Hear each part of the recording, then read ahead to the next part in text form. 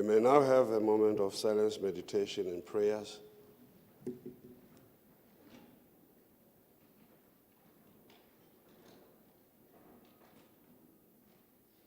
may be seated.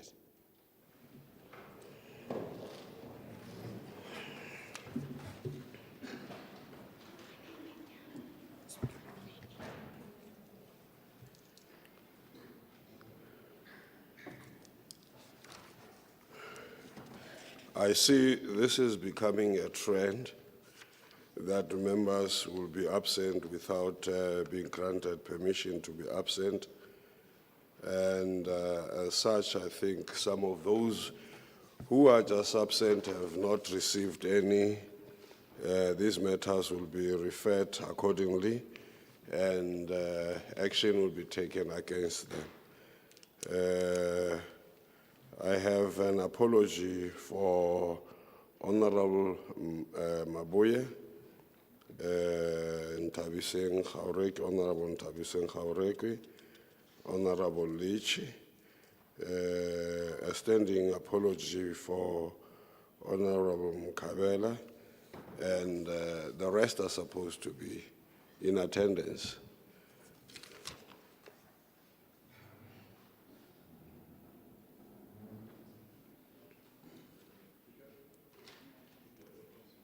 Yes. Sorry, Speaker, we did give in an apology for Honourable Massieu and Pretorius. Well, as I say, those that have come to my attention are the ones that I've read, but I will check on those. All those that have submitted their apology, but the rest, I'm told that the Premier and the MEC Health are still held at Pilonomi. This is not an apology. The sitting starts at 10. And then the Deputy Speaker also submitted the apology. So the Chief Whip needs to ensure that there is order in the House. Chief Whip, I'm worried, and I think we need to have a discussion on this matter. All the members, you're all welcome. We proceed to the report from the Portfolio Committee on Public Works, Infrastructure, Roads, Transport, and Human Settlement, and it is the report of the Portfolio Committee on Public Works, Infrastructure, Roads, Transport, and Human Settlements with regard to the public hearings on marine oil pollution, the Preparedness, Response, and Cooperation Bill, B10D 2022. I will request the chairperson of the committee to table the report and address the House on the report.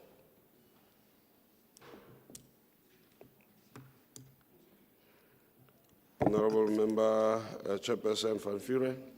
Thank you, Honourable Speaker. I request permission to table the report. Any objection?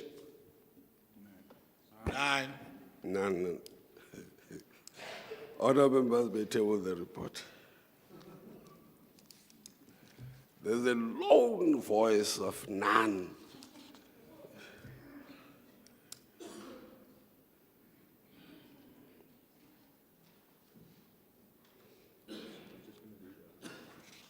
Okay. When does the honourable member propose the report to be considered? Now, Honourable Speaker. Any discussion?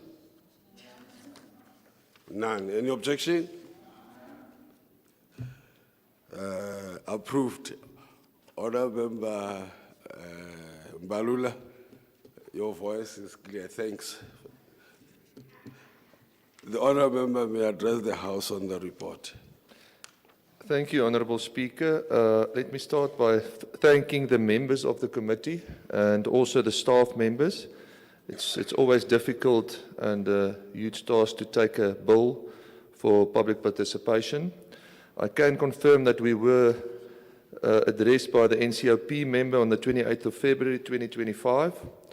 We also had public participation and meetings on the 13th of March in Bethlehem for the Thaba Mafutsanyana district, 18th of March in Mangaung for Mangaung and Gerrit districts, and the 27th of March in Kroonstad, Lethuleputswa and Fazile Derby district.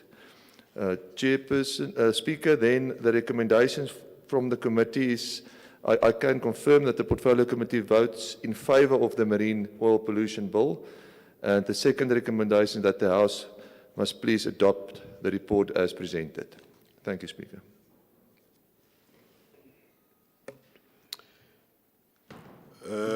What does the honourable member propose? That the report as tabled be adopted by the House. Any discussion? Any objection? Approved.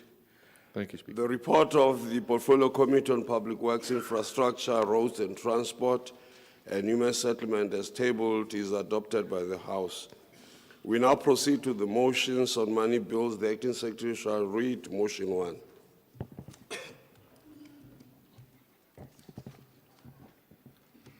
That the second reading debate on the appropriation bill B4 of 2025 be continued. Vote 13, human settlements. The vote before the House is vote 13, human settlements. Honourable MEC Ntate Mokoena may now address the House.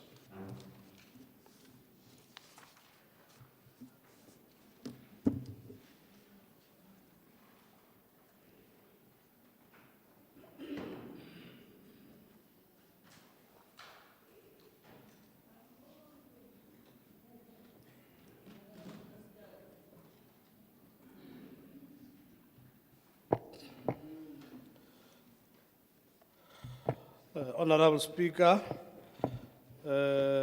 Premier of the Province in absentia, members of the Executive Council, members of the Provincial Legislature, traditional leaders, executive mayors, councillors and municipal leaders, heads of departments, veterans and stalwarts of our liberation movement, entities in the built environment, members of the media, Bahaiba Freestata Dumela.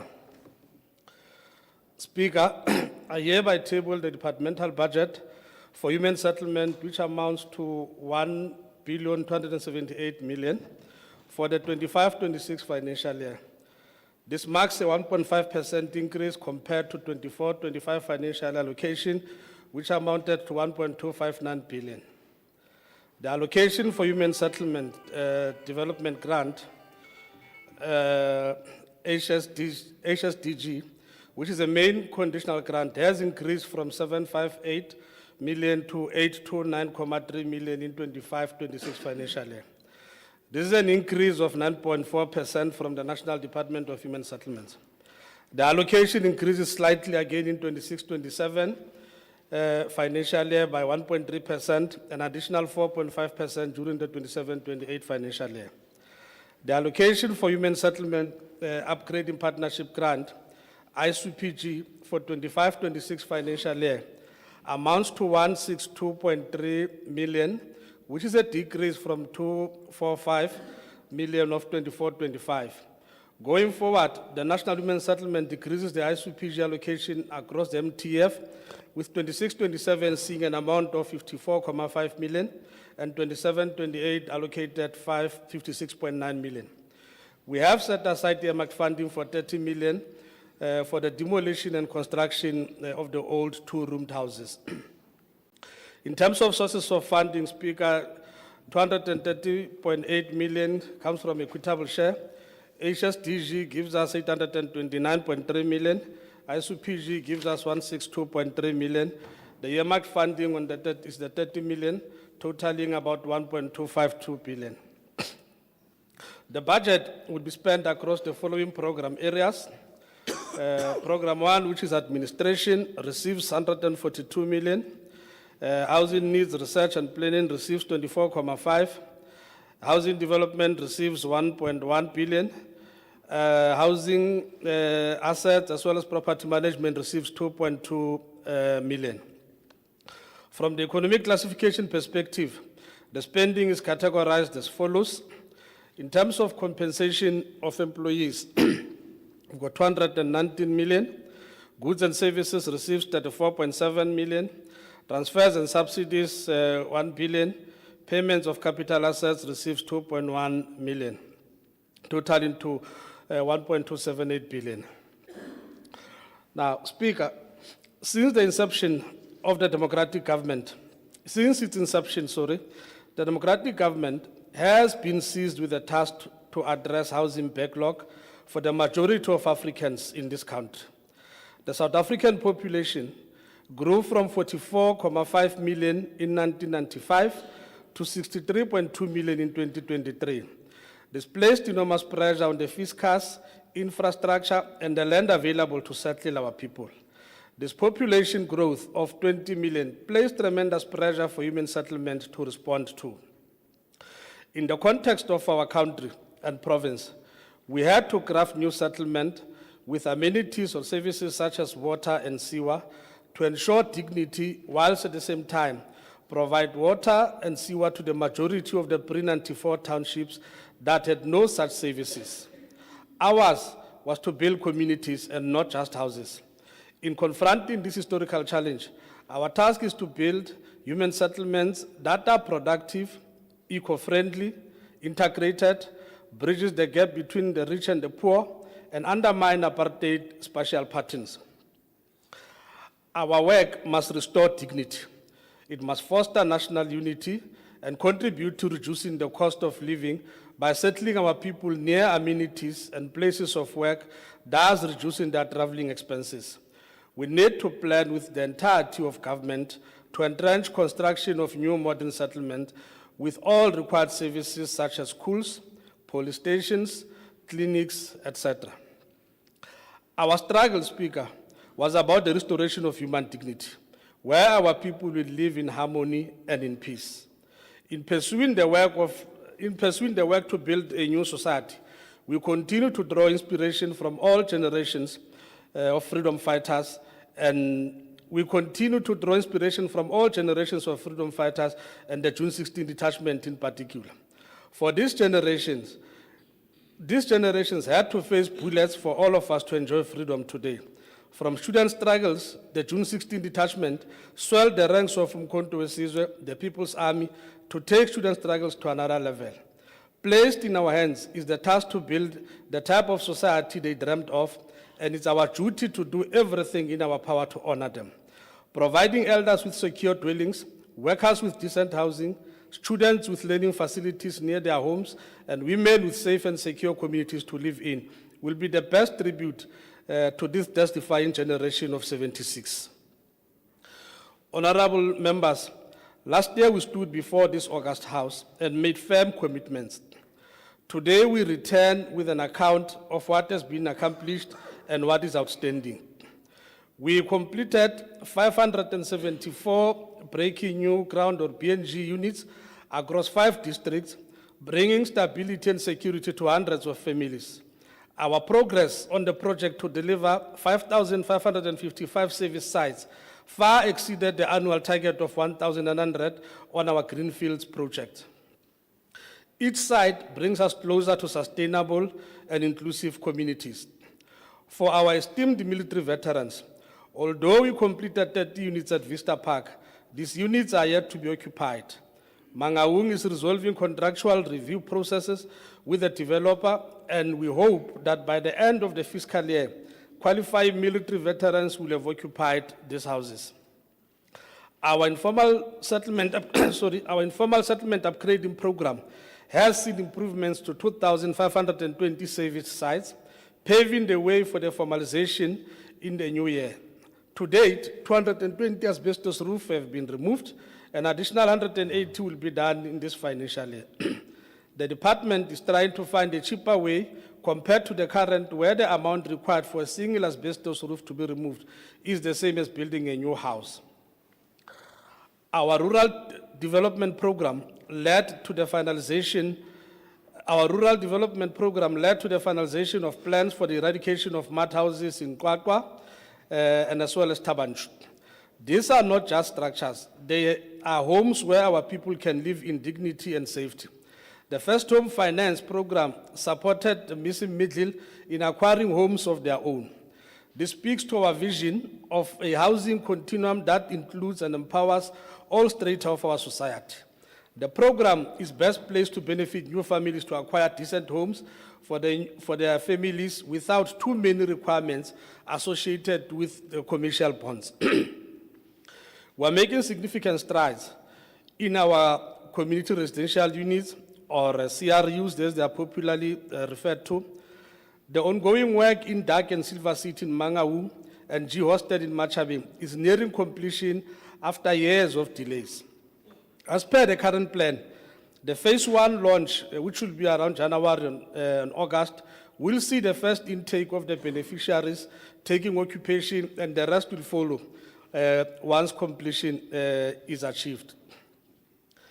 In the financial year 24-25, we committed to continuing the upgrading of Pambil informal settlement in Legislature local municipality. We can report that all the necessary studies, including the environmental impact assessments, were successfully completed. The application was submitted to the Municipal Planning Tribunal for approval. After all objections, we hope this will then be finalized.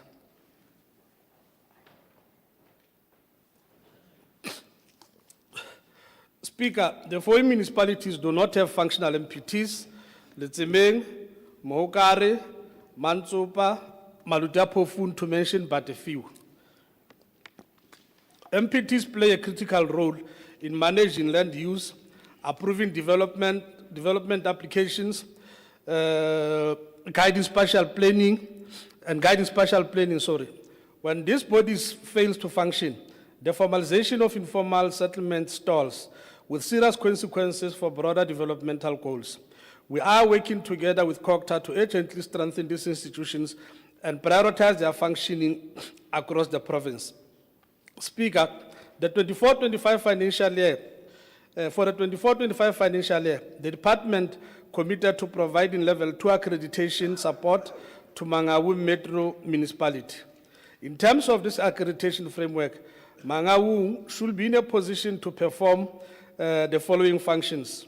In terms of level 1 functions, it includes subsidy budget planning, submission of identified housing projects and programs to the MEC for approval, beneficiary management, housing subsidy registration, subsidy management, accreditation reporting, as well as document management.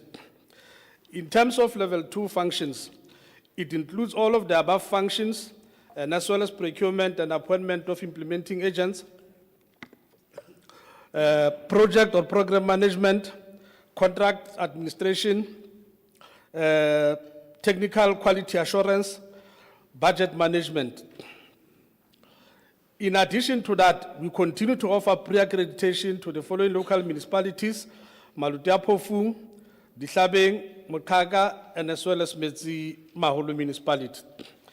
Honorable Speaker, our catalytic human settlements projects continue to drive spatial justice, economic revitalization, and inclusive development across our province. In Bethlehem, the Back and Park integrated development is nearing its completion.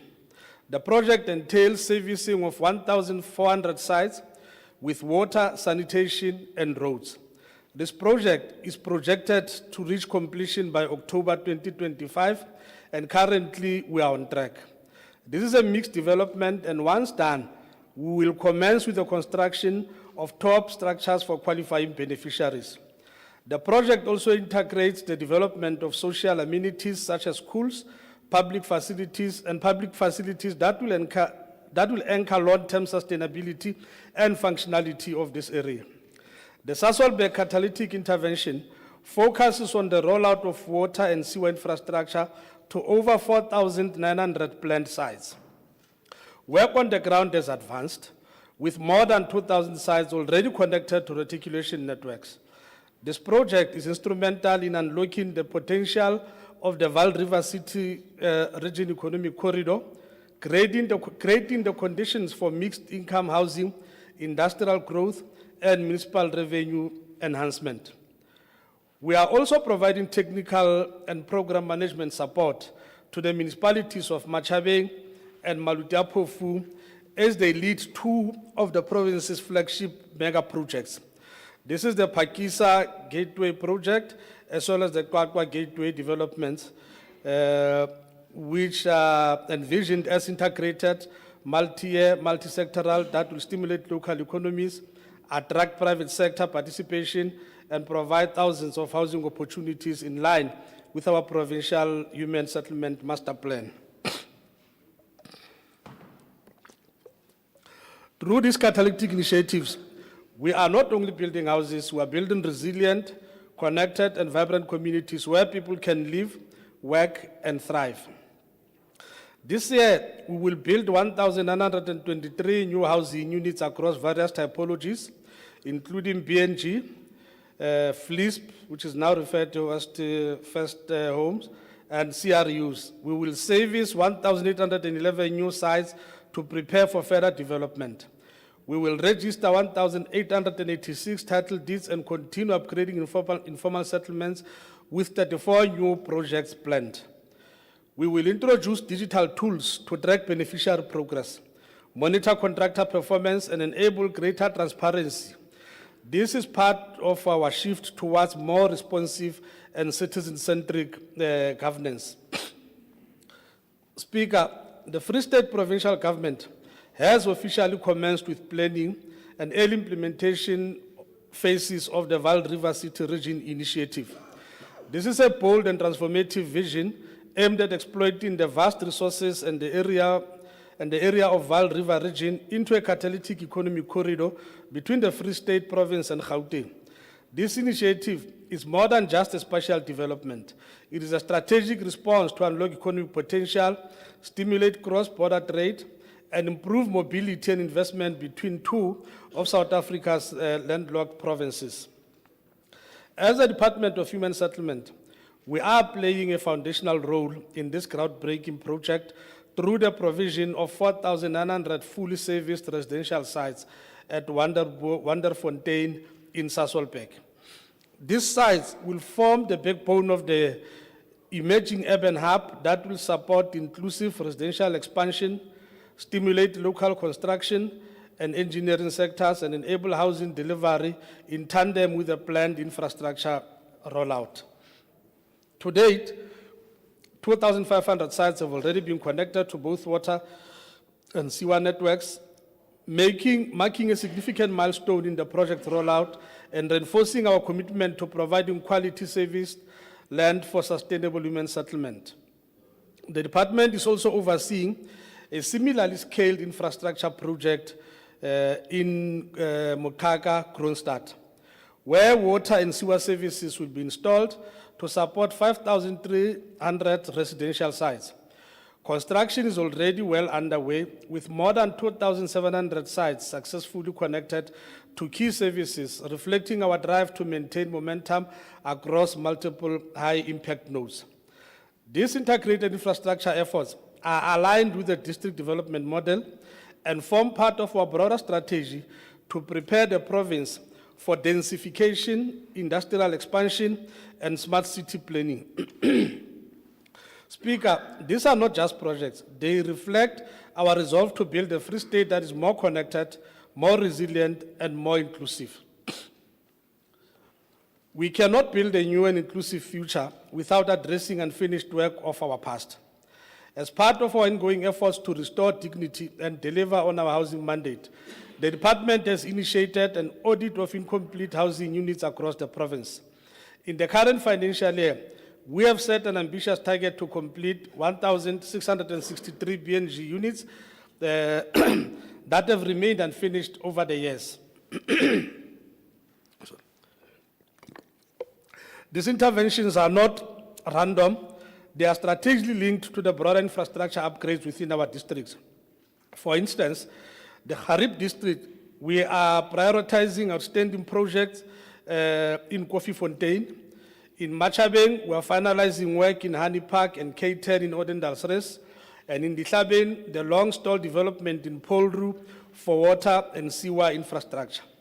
Working closely with Machabeng local municipality, We have initiated a steering committee that will ensure an easy uptake of the G hostel that is now nearing completion to avert illegal occupation of these CRUs and to ensure that the rightful beneficiaries are accommodated. Going forward, we will introduce appointed service providers to the respective communities and maintain transparency and accountability throughout implementation. We must ensure that all our work is in line with municipal IDPs, that we be consistent with the district development model aimed at achieving one district, one budget, one plan. Speaker, as we accelerate the resolution of the legacy projects, we are also encouraging our efforts in our identified priority development areas, namely Mangaung Metro, Dihlabe Municipality, and Metsimaholo Municipality. These PDAs are receiving focused attention as engines of sustainable growth and development, ensuring that the gains we make in addressing historical backlogs also reinforce the momentum of our current and future projects. For the province continues to experience various emergencies from time to time, often because of severe weather conditions. In response, the department has adopted a strategy to fast-track emergency interventions and ensure that emergency houses are now completed within the 3-week turnaround time. This approach allows for a swift and dignified response to those affected. Emergency situation requires emergency responses. Emergency situation does not require normal responses. Recently, we responded to the plight of a 77-year-old Meneli Simpi of Tabanchu and a Memalerole Mulatum Dagani in Kwakwa. Government had to intervene in these two cases as they were affected by extreme weather which destroyed their dwellings. Speaker, we are happy to report that government has managed to construct 2 new houses within a period of 3 weeks, and the 2 families are now settled in their homes. The department has been directed to work on the capacity to respond in less than 3 weeks in our emergency cases, particularly where the vulnerable in society are affected. Speaker, the removal of asbestos roofing remains one of the most urgent and challenging priorities in pursuit of dignity, health, and safety of our communities. The province has approximately 33,000 housing units roofed with hazardous asbestos material. With the current cost structure to replace a single asbestos roof, the province will need around 4 billion rand plus. These are the resources we don't have, as currently we have allocated 20 million rand to initiate asbestos roofing eradication in all 5 districts. This allocation will support the removal and replacement of asbestos roofing in an initial 180 units, focusing on high-risk areas and the most vulnerable households. To accelerate progress, the department is working in partnership with the Housing Development Agency, which has already begun work on the ground to prioritize, assess, and implement asbestos removal interventions.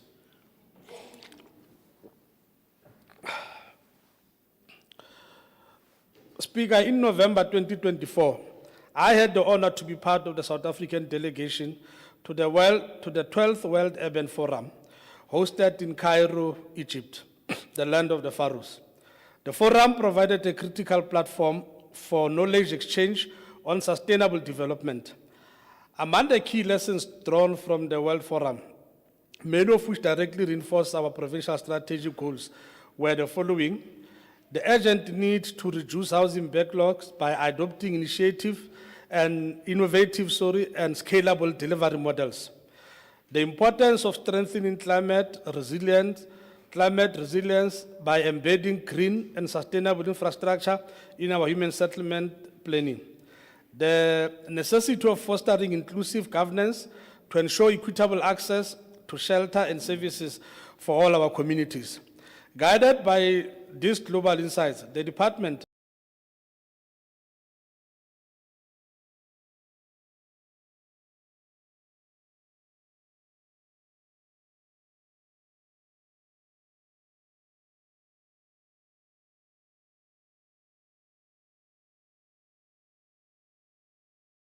and alternative building technologies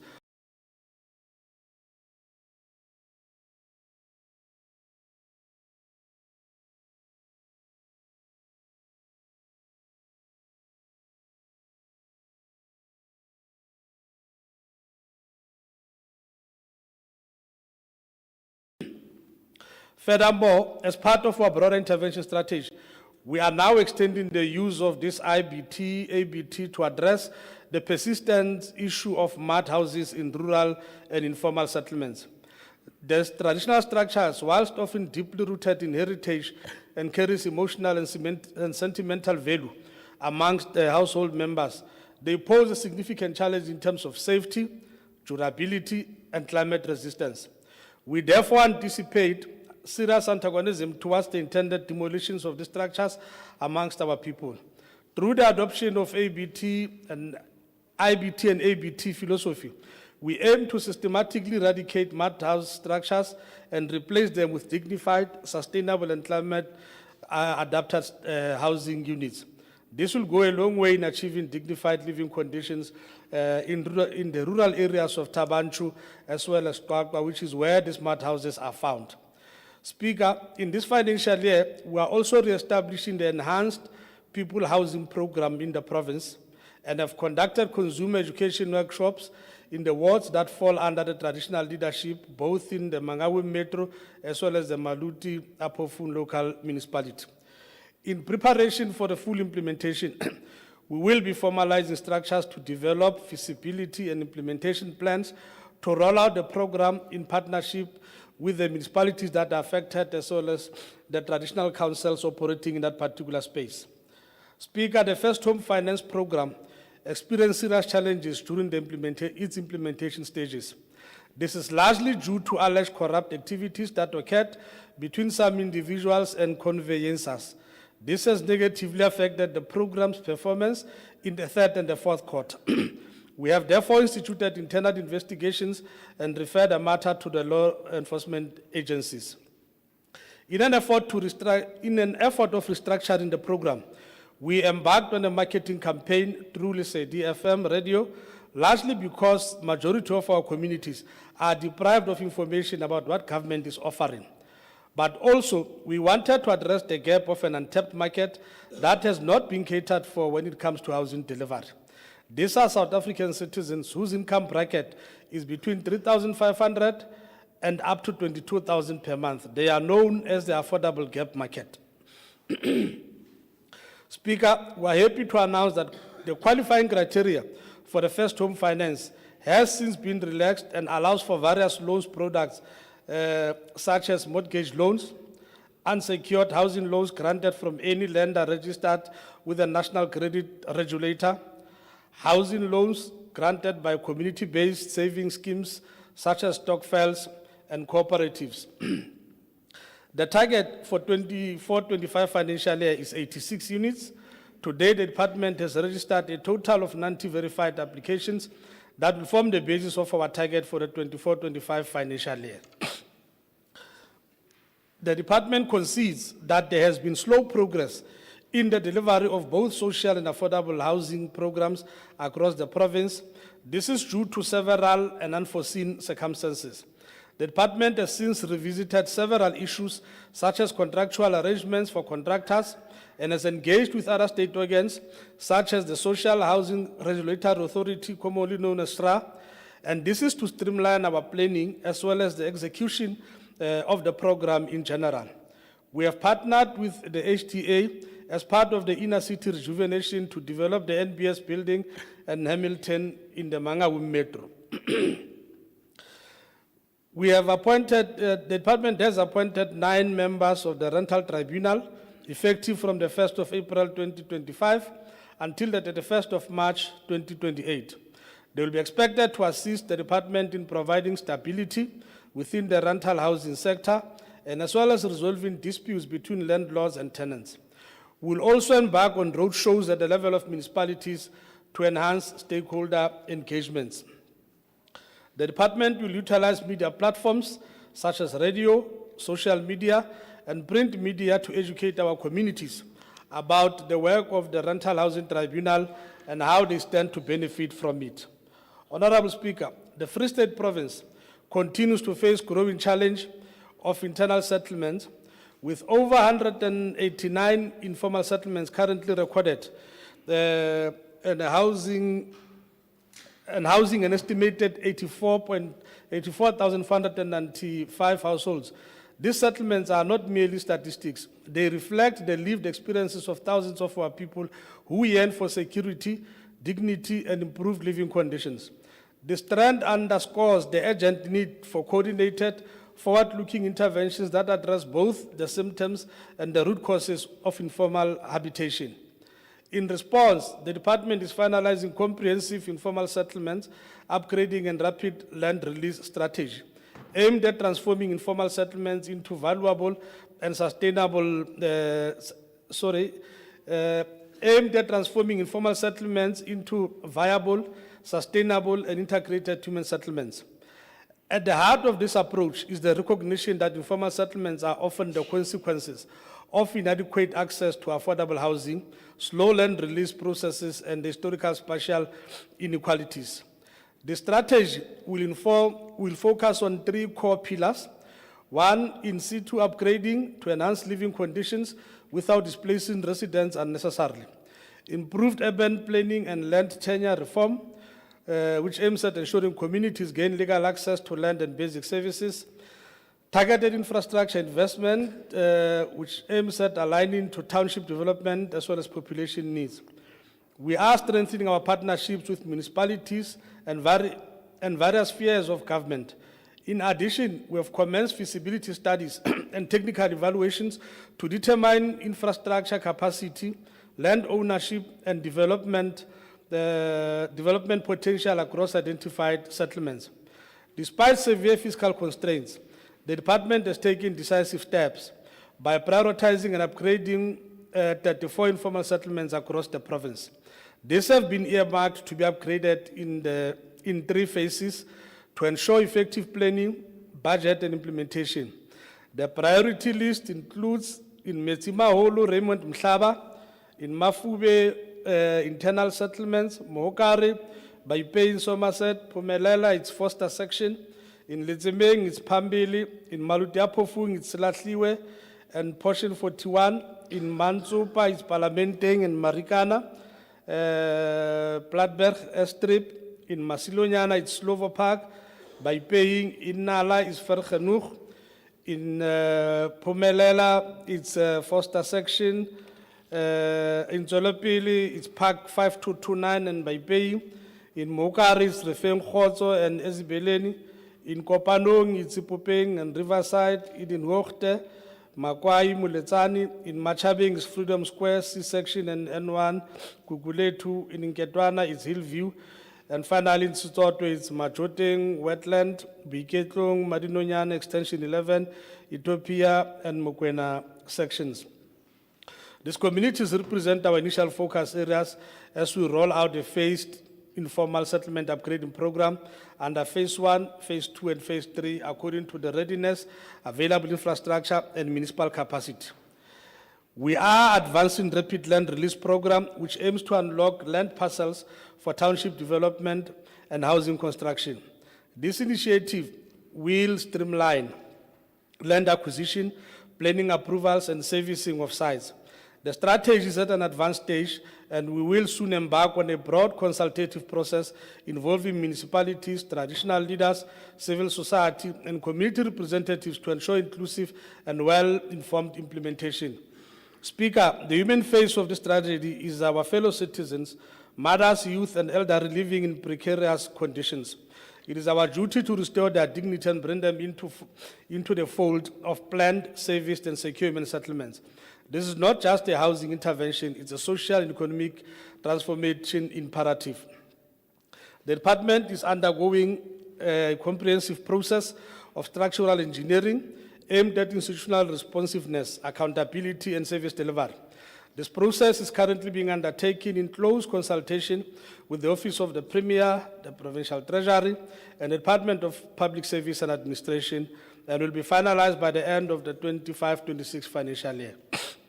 At the heart of this transformation is our commitment to a district-oriented delivery model.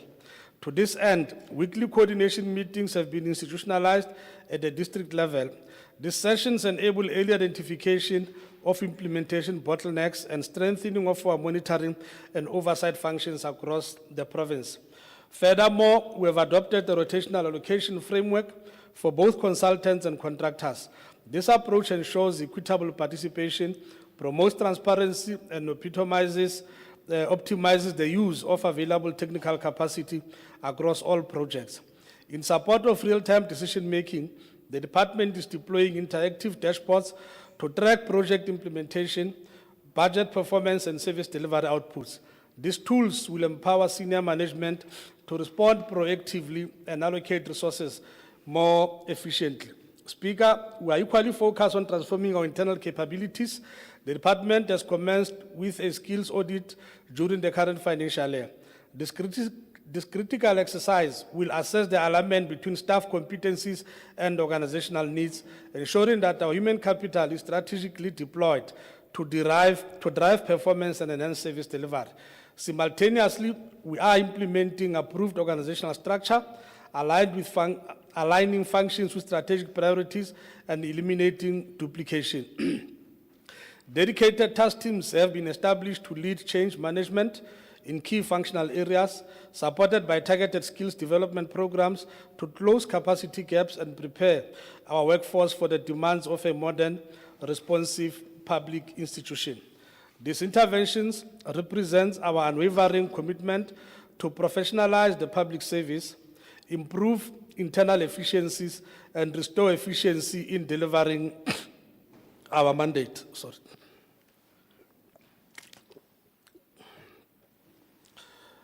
In conclusion, Speaker, I would like to thank the people of the Free State and ask them to continue working with us as we deliver on our mandate. I also want to thank the Premier for the guidance, members of the Executive Council of the Free State for the support, and the Chair of the Portfolio Committee and the entire members of the committee. The HOD, the senior management, and the general departmental staff. The staff in the office of the MEC, led by the head of office, thank you very much. Let me thank my family, the partner, and the kids for understanding and the support provided. Finally, let me thank the People's Movement, the African National Congress, for the opportunity given to serve our people of the Free State. I salute. Ke a leboha. Thank you very much.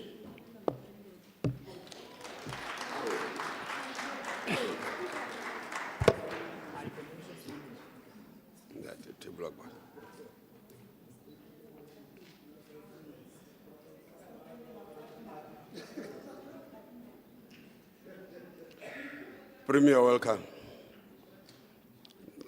We waited for you. We could not start without you. We apologize for starting without you. Probably next time. Thank you. Thank you.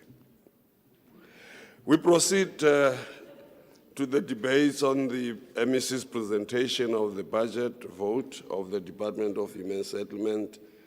Ndade Makume, you may now address the House. Ke bona o kentse mask o sa bue. Jwalo to bua jwalo to re tshwaetsa jwale. A o kenye mask. A ke kuli ke a itshireletsa, Honorable Speaker. A ke kuli. O wa itshireletsa bona go tshwaetsa. Honorable Speaker, the Honorable Premier, colleagues in the Executive Council, members of Parliament, Legislature, the Acting Director General, HODs, the staff from Human Settlement, and everyone present, Dumela. This Human Settlement budget vote takes place during the year of significant importance as we mark, commemorate, and reflect on the 70 years since the adoption of the Freedom Charter at the historic Congress of the People in Kliptown in 1955. This Congress, which was attended by all the people from all different walks of life, non-racial, non-sexist, anonymously adopted the Freedom Charter as a principal blueprint for social justice and transformation in a racially divided South Africa. But the people made a clarion call on that day. And they said, there shall be houses, security, and comfort. And I'm going to support this based on what the people said then. And happy that the budget presented today it is still in pursuant of what our people said then. They said all the people shall have the right to live where they choose, be decently housed, and to bring their families in comfort and security. Slums shall be demolished and new suburbs shall be built where all have transport, roads, lighting, playing fields, creches, schools, and social centers. And if you listen to today's speech, there are some of the Catholic projects that the MEC has referred to, and they actually reflect on this clarion call.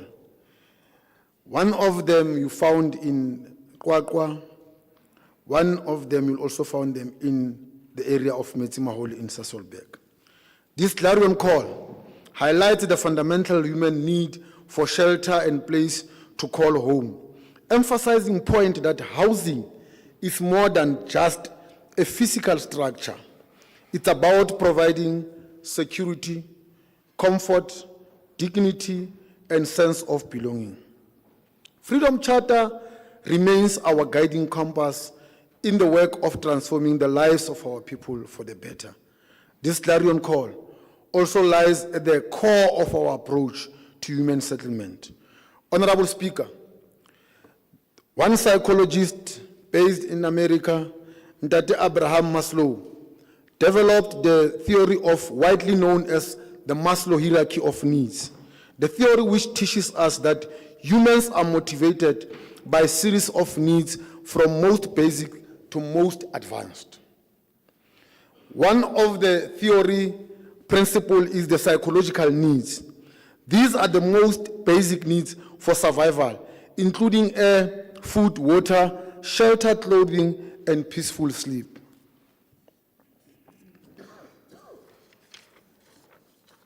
The second one is the safety needs. Once psychological needs are met, it follows that individuals begin to seek safety, security, and financial security, health and protection from accidents and harm. And the other need is love and belonging. This level encompasses the need for social connection, love, belonging, and intimacy, such as friendship, family, and romantic relationship. These are some of the basic needs that underscore the importance of housing in building a stable foundation for families and communities to settle. It is for that reason that the ANC-led government has shifted a little bit from a housing department to a human settlement.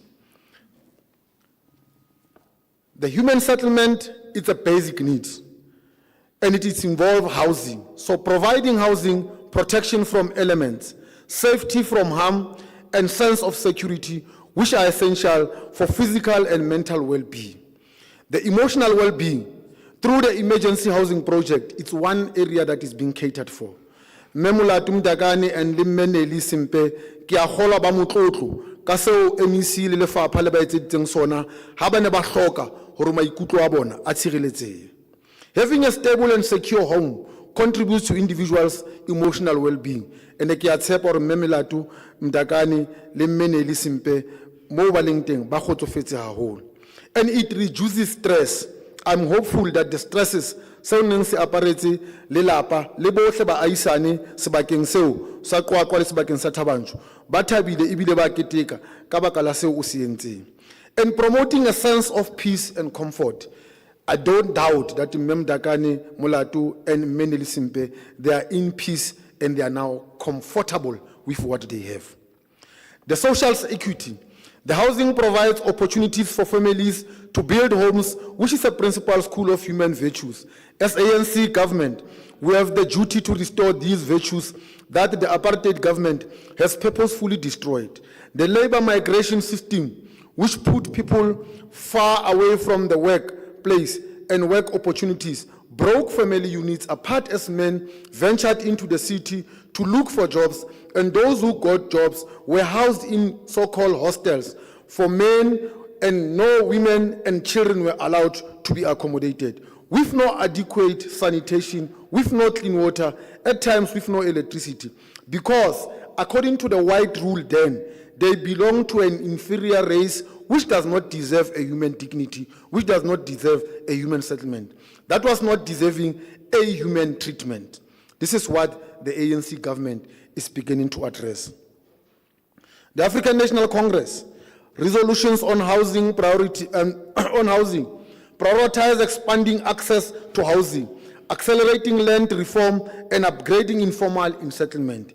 It is for that reason that we are still calling upon the land to be equally distributed to the people of this country so that they can all benefit and be settled. This, it is also in pursuit of the call that was made in 1955. The very purpose of this bold resolution by the ANC is precisely to address the historical inequalities in housing and settlement patterns to ensure access to well-being located land for human settlement. Secondly, and most importantly, is the direct focus to improving the equality of lives of our people through quality housing development.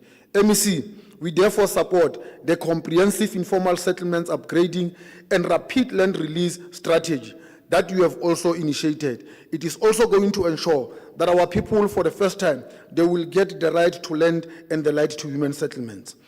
Honorable Speaker, everyone has the right to advance or to have access to adequate housing. Section 26(1) of the Constitution of the Republic of South Africa says that this is a basic right that is enshrined in our Constitution and in the supreme law of our land. As such, the government is obliged to everything within this means to release or to realize the right which is enshrined by our people. The inclusion of housing as a basic right in our country's constitution makes it a priority issue for the government. We understand that we have both a duty and obligation to address the country's housing challenges and promote integrated sustainable development. But of more particular importance is to focus on our province and ensure that our people are being housed and are being treated humanly. And human settlement is at the core of that. Therefore, the Department of Human Settlement has once again a mandate which is integral in an effort of government to change the lives of the people of the Free State for the better. And we are happy that with the budget that has been presented, indeed, the MEC and the department, they are in pursuit of that. Amongst others, it includes radically transforming the apartheid spatial planning and patterns of social exclusion. It has a responsibility to facilitate de-racialization and promote socio-economic integration of our communities.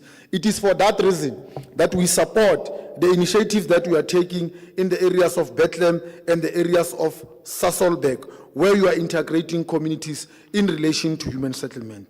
Honorable Speaker, if apartheid did not happen in this country, if one race did not consider itself as superior over the rest, if there was never a law that unfairly discriminated against people based on their color, if there was never a system that disinherited indigenous people of their land, we will have never been declared the most unqualified society in this world.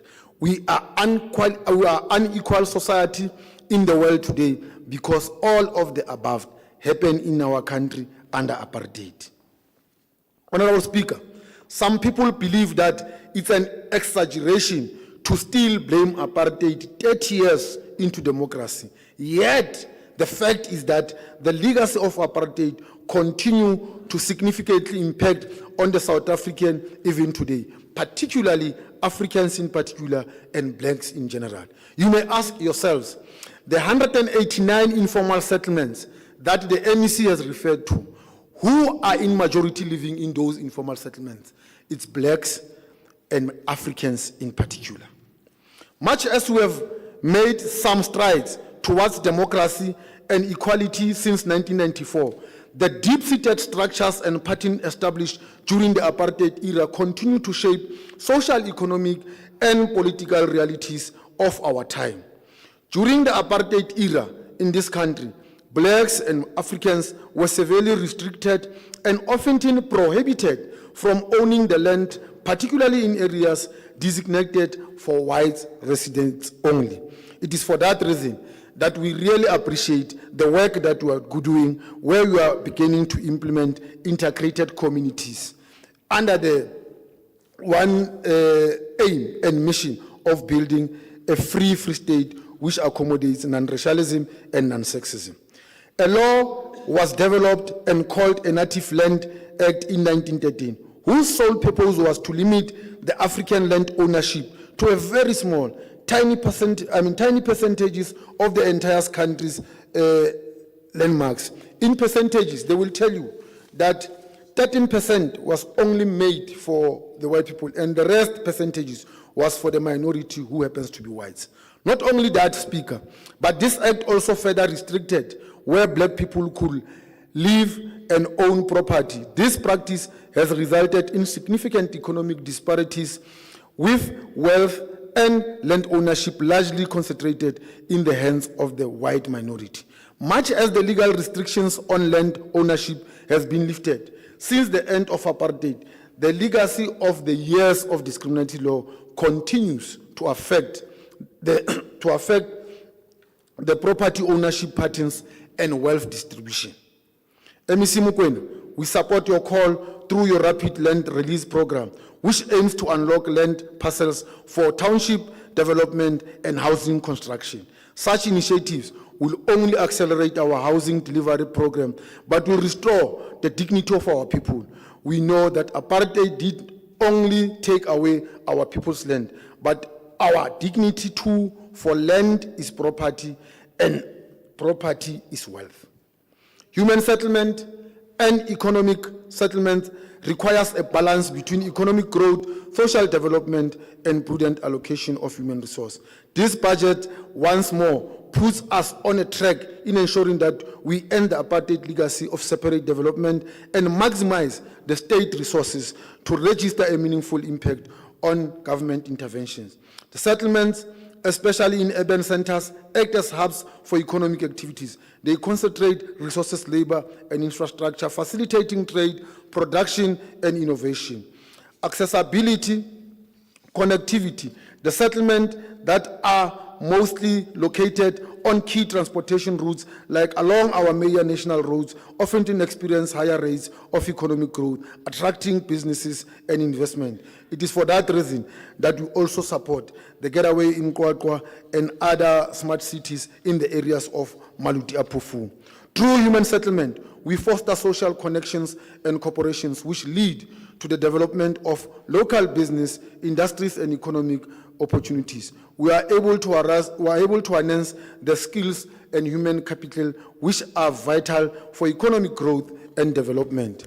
In conclusion, we should always remember that everyone who participated in denying our people the right to housing, the right to human settlement, you also denied them the right to homes, the right to build memories, the right to have love, the right to have communities. We have also denied them to live in a better life. We have also denied them to enjoy what we call life. The ANC supports this budget because it tries to restore the right to life and the dignity to life. Thank you very much.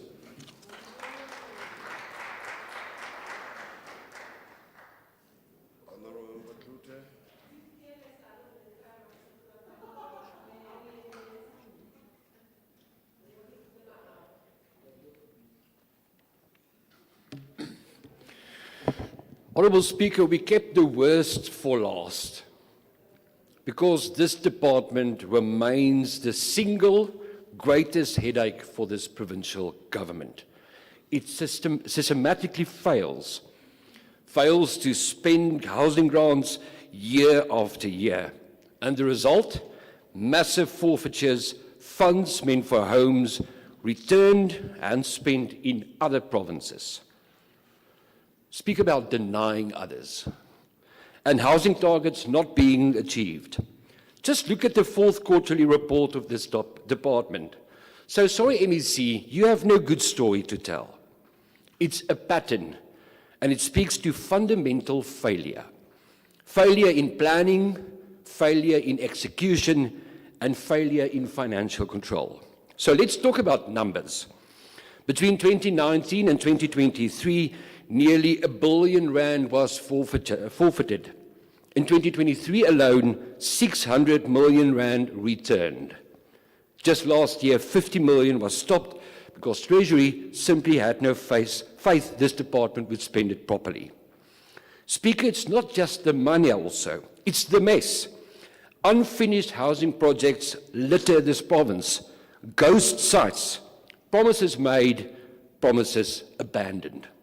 Unfinished housing projects litter this province, Speaker. Contractors walk away with no consequences. And the human cost? Beneficiaries who have waited for years. Denied MEC Makume, families still waiting.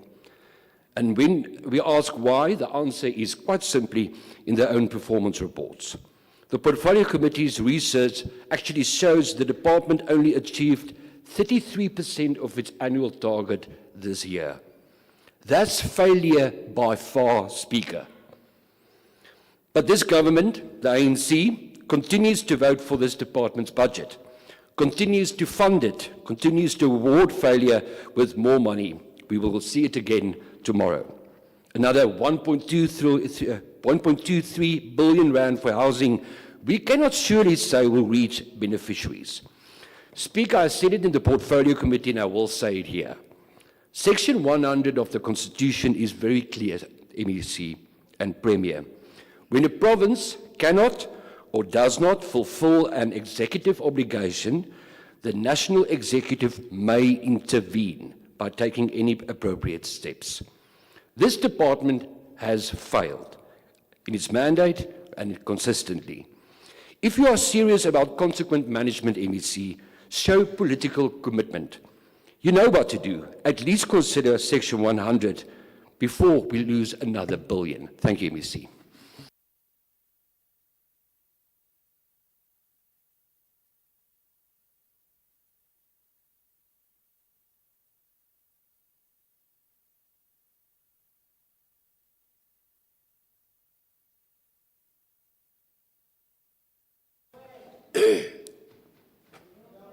You look surprised. Oh.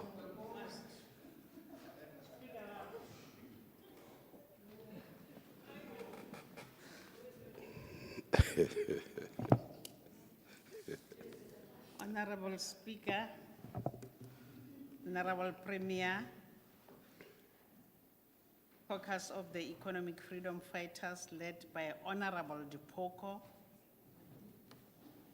members of the Free State Legislature, distinguished guests, I greet you all. Honorable Speaker, honorable members of the Provincial Parliament, today I rise to address a critical issue that has far-reaching implications for the people of the Free State Province. The failure of our women settlement initiatives. Housing is not merely a structure, it is a foundation of the community and a fundamental human right. Unfortunately, the current state of our housing project reflects systemic failure to provide adequate shelter to those in need, leaving many families in precarious conditions and undermining their dignity. Honorable Speaker, ha ke ema mona ke ema ka pelo e bohloko haholo hobane selemo le selemo ha re ema mo re bua ka matlo a fuang batho ba rona ba batsho. Matlo ana a manyane haholo, a manyane ho a sa lekaneng le palo eo batho ba tshwanelang ho dula ka hara yona e ka ba accommodatang. Kana rona re batho ba bantsho, Speaker, ha re etsa bana ra ba etsa, ha re bapale. Jwale bothata ba matlo ana a re a fuang a qetella a nka bana ba rona a etsa hore ba tswe ba ye ko di informal settlement day, because ha re fumana ka tlung ka mo ha re sa khona se le nna monga ntlo ke na le monnaka le mora o sa nyetse o na le mosadi wa hae, jwale wa utlwa gore ke tshutshu e nngwe e ngata ka tlung e sa dumeletseheng.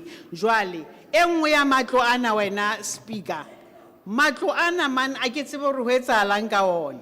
O bona lesedi o ntso le ka tlung le boteng fela mona ha o wa hlodisa ke lepatso la letona le lekana o bona lesedi o le ka tlung o le bona le le ka ntle.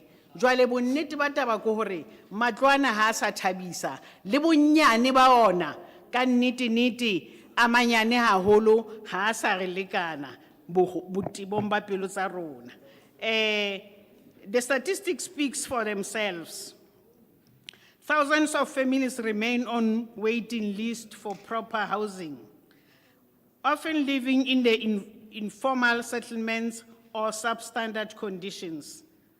This backlogs is a stark reminder of the promises made but unfulfilled. Honorable Speaker, our citizens deserve better. They deserve a government that prioritizes their basic needs and ensure that they have safe and secure places to live. Each day passes without action is a day that families are forced to enjoy instability and uncertainty. Moreover, the mismanagement of resources allocated for housing projects is exacerbated the situation. Funds intended for housing development have often been misused or poorly allocated, leading to incomplete projects and a lack of accountability. Speaker, this is not just a financial issue.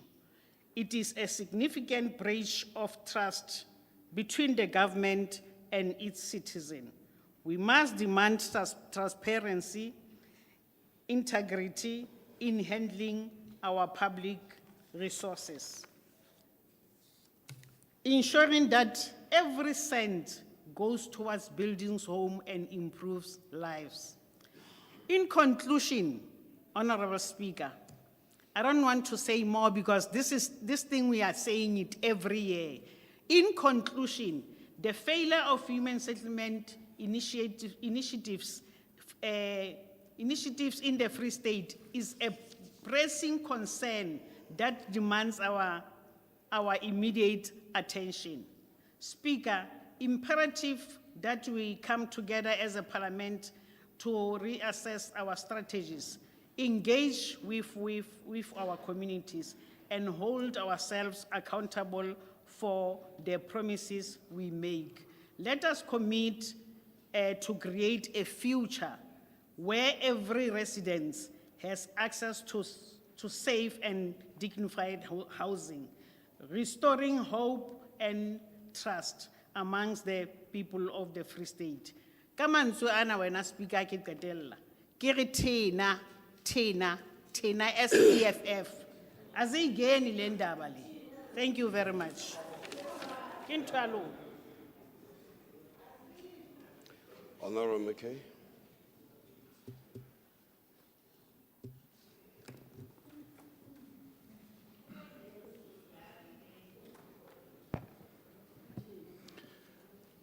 Honourable Speaker, fellow MPLs, traditional leaders and distinguished guests, today we gather to discuss a pressing issue that lies at the heart of the province, the dire straits of human settlements in the Free State.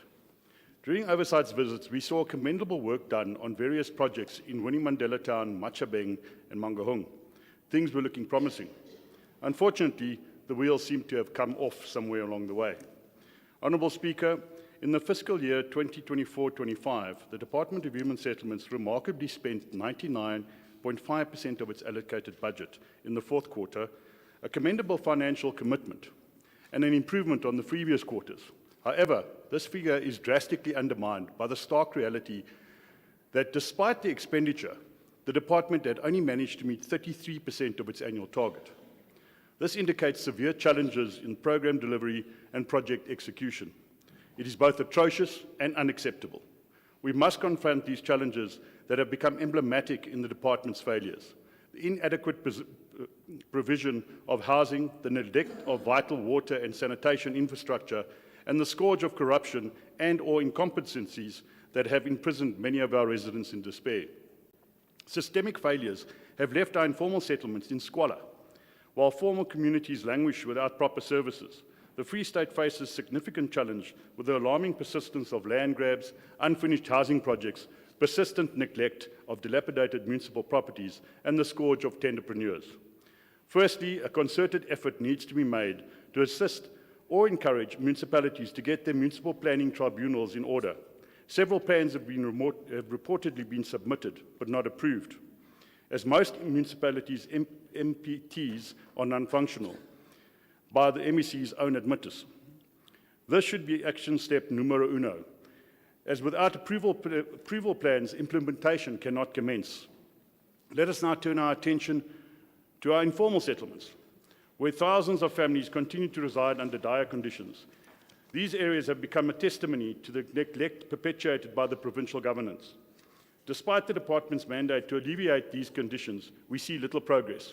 In fact, projects against which the targets were made have once again been put on hold due to alleged contractual challenges. Many of these families still lack adequate shelter, clean drinking water, and access to sanitation, as can be seen in Pambili Thompson's settlement in Letsimeng, which was established 30 years ago after the fall of apartheid. And Freedom Square on the outskirts of Shwaraganang, Deelsville, along which, with many other Free State established years ago, are still languishing in these dire conditions. The consequences of these failures are not merely inconveniences. They are profound human rights violations. Illnesses linked to inadequate sanitation, waterborne diseases, and the psychological toll of living in these overstressed environments are unfortunately common. You may be surprised to learn the Free State province boasts a surplus of houses. However, the existence of these structures does not equate to housing solutions. The mismatch between supply and pressing needs of our residents speaks to more systemic issues within the department. These houses, rather than providing relief, stand empty, symbolizing unfulfilled promises and misguided priorities. Many of these houses, despite being a testament to resources allotted for development, have failed to serve their intended purpose. There are numerous reasons for this, including incomplete structures, lack of essential services, and most painfully, the inadequacies of planning processes. This serves as a stark reminder that the mere construction of a housing unit does not solve the overarching issues that our communities face. Compounding the problem are the numerous land grabs that have occurred over the past year, an issue we must tackle head-on. This is an issue that, if left unaddressed, threatens the very fabric of our social and economic stability. These incidents not only exacerbate the housing crisis, but also contribute to a culture of lawlessness and mistrust within our communities. They violate the rights of rightful landowners and undermine the legitimacy of the formal housing development process. Residents eager for a place to call home have too often been defrauded or forced to occupy land under dubious conditions, like the residents that occupied the infamous Mountain View in Lurie Park in Mangaung. Implementing stricter regulations to protect land from unlawful seizing is essential, coupled with educational campaigns that inform communities about their rights concerning land ownership. We need a multifaceted approach that helps landowners navigate disputes while promoting fair, transparent practices in the land registration and allocation. Furthermore, we have witnessed many housing projects that start with great fanfare, but stall for years or even decades, and as was the case in G Hostel in Machabeng and Dark and Silver City in Mangaung. Communities watched in anguish as their hopes were dashed, their aspirations left unfulfilled, and their dreams postponed. Reportedly, there was a delay because of electrification and water reticulation for both Dark and Silver City and G Hostels, despite the building for the said units being completed. Centlec and Eskom have both been engaged, and approval for the electrical reticulation on both sites have been granted. The contractors are in the process of procurement and installment of the electrical reticulation. Once completed, occupation of the units will commence. This will be an event to remember. As the sight of abandoned construction is both disheartening and infuriating. Each unfinished structure represents not just lost financial investment, but also shattered dreams for the families that were promised homes. To combat this recurring in the future, we must enforce stricter oversight over contractors, ensuring that they are held accountable for their commitments. Implementing performance benchmarks and penalties for delays will enforce the importance of a timely execution. Additionally, we should explore innovative funding models that allow private sectors involved in public projects ensuring faster completion and maintenance of housing initiatives. Honourable Speaker, this brings me to the title deeds of almost 5,000 targeted pre-1994 title deeds registered. Only a handful have been delivered. Property ownership in a vibrant market encompasses more than owning land. It involves being part of a dynamic market. It represents ownership of an asset that can appreciate over time, offering a solid return in investment. Additionally, it allows individuals to leverage their assets and become active participants in a future economy. Keeping this in mind, it is unacceptable that delivery is so low. Even considering the several challenges, such as unreported deceased estates and unresolved families disputes, title deeds are ownership and a vehicle to economic freedom. Corruption cannot be ignored. It is a disease that has seeped into the very core of our public service delivery systems. The rise of tenderpreneurs, individuals who exploit government contracts for personal gain, has only intensified the suffering of our residents. Billions of rands have been siphoned off through dubious contracts, inflated prices, and shoddy workmanship. Historic examples of systemic corruption in the ANC-governed department include the investigation by the Zondo Commission of Inquiry into State Capture, which investigated claims focused on the R1 billion housing project, which is still being investigated by the SIU, and implicated the sister-in-law of MEC Jabo Mbalula, as well as other initiatives like the 255 million rand asbestos project, which is currently sub judice, and the City of Tomorrow project. This corruption directly affects the quality of housings and the service provided to our communities. These tenderpreneurs are more interested in lining their own pockets than creating sustainable living environments for our people.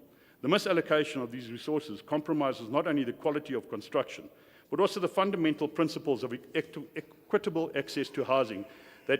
And that is why the DA welcomed the action of the Provincial Department of Human Settlements when they referred information for criminal investigation to the Hawks in relation to the First Home Finance, formerly known as FLISP, where some of the officials were allegedly involved in fraudulent activities related to applications that were identified.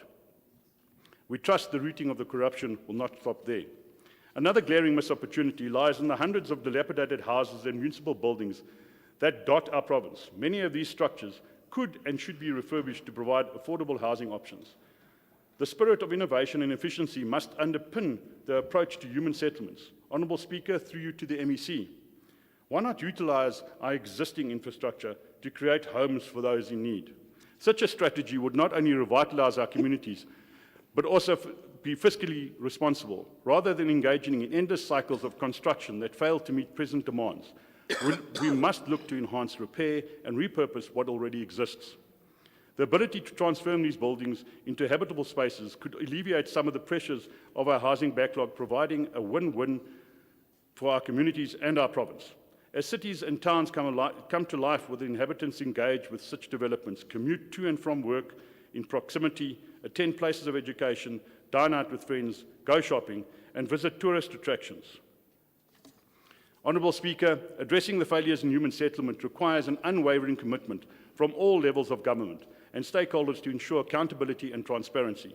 We must forge partnerships with non-governmental organisations, civil societies, and community leaders, pooling resources, knowledge, and expertise to cross sustainable solutions. The roles of these stakeholders should not be underestimated. They can serve as a vital conduit in bridging the gap between the government and the community, ensuring their voices are heard and needs are addressed creatively and inclusively. In closing, the failure of the Free State Provincial Department of Human Settlements to implement their budget accordingly to their objectives, resulting in a mere 33% achievement of KPIs. I repeat, only 33%. Has left a lingering shadow over our communities. We have witnessed the heartbreaking consequences of an inadequate policy implementation, unchecked corruption, and systemic neglect. MEC, I see we agree that there is an urgent need for reform, accountability, and a renewed commitment to our residents, providing not just houses but homes, and not just structures but thriving communities. It is imperative that we establish a clear and accountable plan for the Department of Human Settlements. This plan must delineate specific targets, designate accountable accountable frameworks, and implement robust monitoring mechanisms to measure the progress regularly. Honourable Speaker, through you to the MEC, I urge you to consider these critical issues and advocate for a change that is desperately needed. The Free State is not just a policy issue. It is a matter of human dignity, equity, and justice. Residents deserve better. They deserve our commitment to present real solutions that honour their dignity and aspirations. Our province has a potential to be a beacon of hope and a model of successful governance. However, we must be willing to act decisively, even in the face of challenges. Only through collective action can we hope to alleviate the suffering of those in informal settlements and ensure that formal settlements receive the essential services they need. The DA will not be supporting this budget until the human settlements can actively use their budget correctly. I thank you. Honour Member Leto.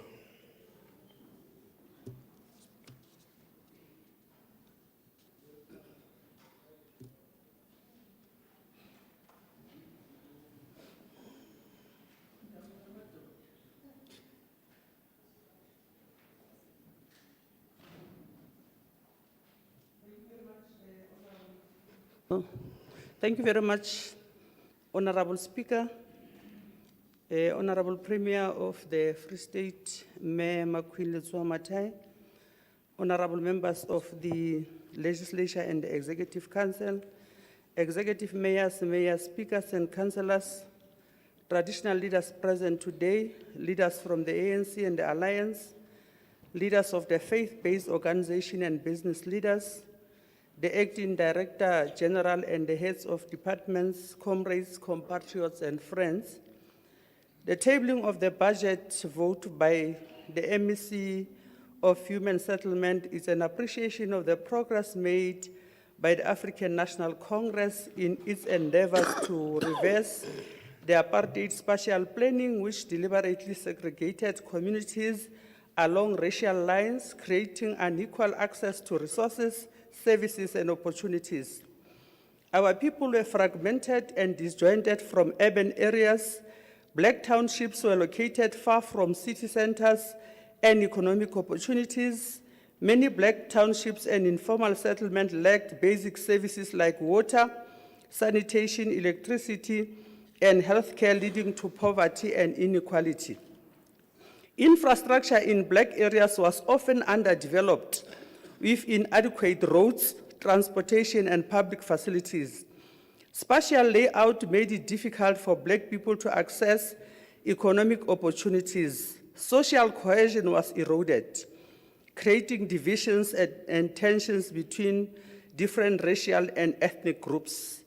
Honorable Speaker, the spatial legacy of apartheid continues to affect South Africa's development and continues to influence the country's spatial planning until today.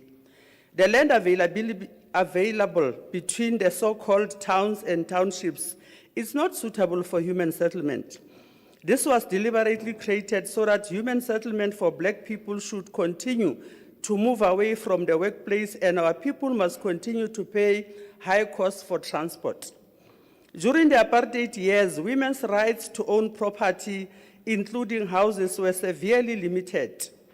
Laws and social norms reinforce patriarchal values, often requiring women to obtain permission from their husbands or male relatives to purchase property. These past laws and influx control measures restricted the movement and settlement of black people, including women, in urban areas, making it challenging for them to establish stable lives and families to own property. The majority who are poor and unemployed today are black people. This situation is a man-made by apartheid system. Today we are confronted by high levels of gender-based violence and femicide because families of black people were broken by the apartheid system. Men had to leave their homes for work opportunities far from their homes. They stayed in hostels and they were only allowed to go home once in a year. Women who worked as domestic workers stayed at the employers' back rooms. Their children and husbands were not allowed to visit or stay with them. Almost all townships had a government beer hall at the entrance, and no political party can pretend as if they don't know what happened in this country of ours. We may be criticized to make reference to our painful past or the injustices of the past. We will always refer to the damage caused by the apartheid system. There's an African proverb that says, "The one who throws the stone forgets, the one who's hit remembers." The other one says, "Setjhaba se sa tsebeng mo se tswang teng, se keke sa tseba mo se yang teng." As the African National Congress and the people of the Free State, we know where we come from, and we also know where we want to go. Honorable Speaker, it is a fact that the ANC government is the only government in South Africa which has implemented policies and programs aimed at addressing historical injustices of apartheid and promoting equitable access to land and property. On behalf of the African National Congress, we want to congratulate the MEC, and we also welcome the presentation of the human settlement budget of 1.2 billion for 2025-26 financial year. This budget will accelerate the provision of houses, upgrading of informal settlement, provision of service sites, removal of asbestos roofs, eradication of mud houses, and the creation of community residential units, to mention a few. The budget presented confirms the provision of the Freedom Charter, which says there shall be houses, security, and comfort, especially the verse that says, all people shall have the right to live where they choose, be decently housed, and bring up families in comfort and security.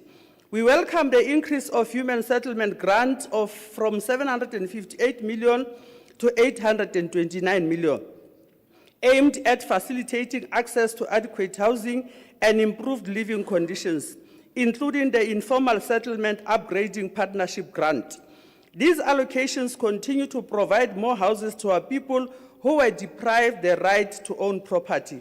We congratulate the department for the achievements of 2024-25, the 574 breaking new grounds, the 5,555 service sites, and all those achievements mentioned by the MEC in his speech, and in the interest of time, I am not going to mention them all, Honorable Speaker.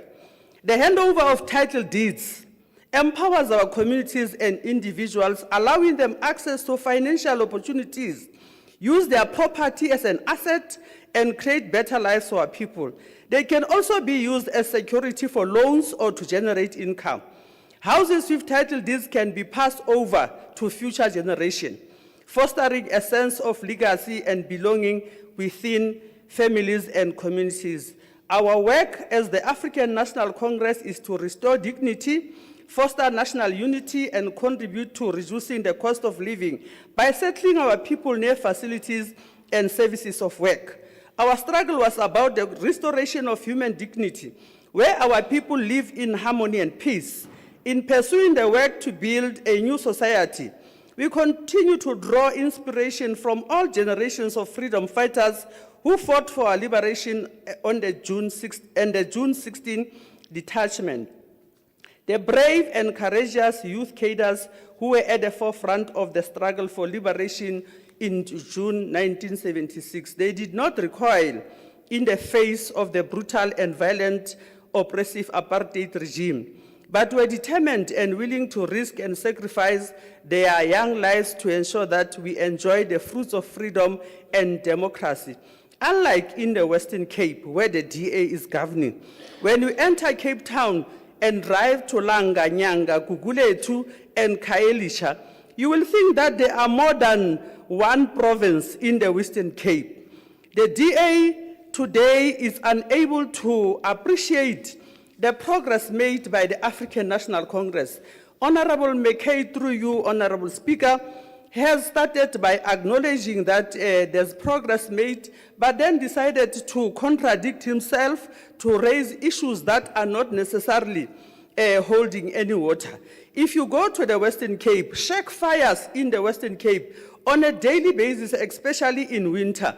The way our people are congested where they stay because they don't own land, land is only owned by those who dispossess them. There are fires where our people are dying on a daily basis. If you look at the floods today, there is no suburb which is flooded. It's only townships which are flooded because of the spatial planning of the apartheid. We are moving forward in terms of making sure that we build houses nearer to places where they work so that our people don't pay a lot of money.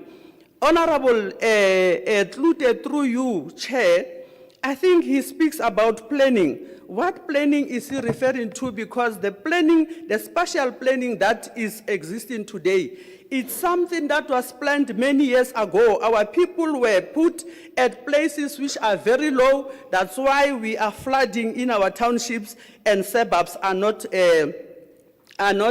flooding. So want to congratulate the MEC for making a provision in his budget so that the planning of our townships and towns becomes equal. But also, the EFF, Honorable Speaker, ka Sesotho na le batho ba bitswang ka hothwe ke mahana puso. Now, how le hana puso le ntho ntse e bona ka mahlo, ha o kgone hore o e amohele hobane EFF ba tseba hantle hore maemo a re iphumanang ho ona ka jeno haholoholo maemo a batho ba batsho a se ka lebaka la hobane batho ba batsho ba ne ba sena boko ba o nahana ba ne ba sena matsoho a o sebetsa empa ke taba tse etsaetseng dilemo tse fetang tse 300 tse e leng hore mokgatlo wa ANC dilemong tse 30 o hatetse pele ho etsa bonnete ba hore o fetola maemo ao mo e leng hore batho ba rona ba na le matlo hobane re a tseba kaofela hore nakong e fetileng ho no sena motho a fuweng ntlo ke mmuso ebe motho o na le title deed. Re tseba hantle hore ka dinako tseo ha e le hore ntate wa hlokahala mme le bana ba ne ba ntshuwa ka tlung thoto ya bona e beuwa strateng empa ka jeno lena ha e etsahale ntho eo ke ka hona re amohelang hore lefapha le tswella pele le sebetsa le bo masepala ho etsa bonnete ba hore hona le title deed because title deed le ha o so hlokahetse ha ona motho a tla ntsha bana ba hao moo jwale EFF yona e ne ka re ke iketsetsa monyetla fela wa hore e dumele hore hona le kgatelo pele ho fapana le nakong e fetileng haholoholo bakeng sa batho ba batsho ha o sheba dipalopalo ka jeno batho ba eleng hore ba aperwe ke bofuma le tlhoko ya mosebetsi boholo ba bona ke batho ba batsho ke ka lebaka la hobane ha re ka ba ratwa re fuwe monyetla wa hore le rona re bontshe bokgoni bo re bufuweng ke modimo ho etsa maemo a rona a phahame ha o sheba toropo le location ka jeno di ntse di tshwana. Honorable MEC Mokoena ke a gola ka pakelana le nna hore ha re o aha matlo ha o finyana le mo batho ba sebetsang teng ha gone o bane sebaka se setseng ke sebaka seo batho ba kekeng ba beuwa ho sona jwale re batla hore re le African National Congress re amohela budget ena e beuweng ke lefapha la tsa matlo hore re ho bona tswelang pele le fe bonkgono le bontate moholo matlo hobane nkgono ya neng a fuwa ntlo mane qwaqwa a dula ntlong ya mobu ke Honorable Mokoena ke nkgono e leng hore ka dilemo ho tloa botjheng ba hae ho fitlela ka jeno ha so ka ba le ntlo re a mo lebohisa re a o lebohisa Honorable Mokoena ka hore ebe batho ba baholo le bona ka jeno o khutlela morao ho bona hore ba fumane matlo le hantse re tseba hore batjha le bona ba tlameha ho fumana matlo empa batho ba rona ba lwanetse ntwa ya tokoloho e le batho ba baholo le bona ba tlameha ho fumana matlo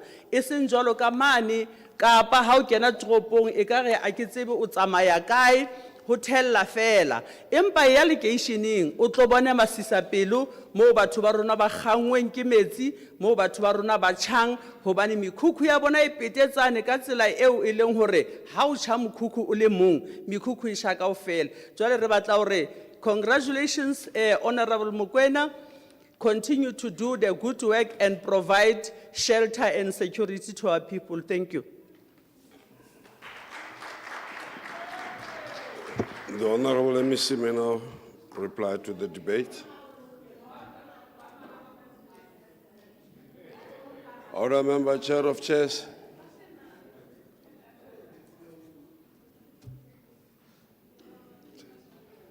Order.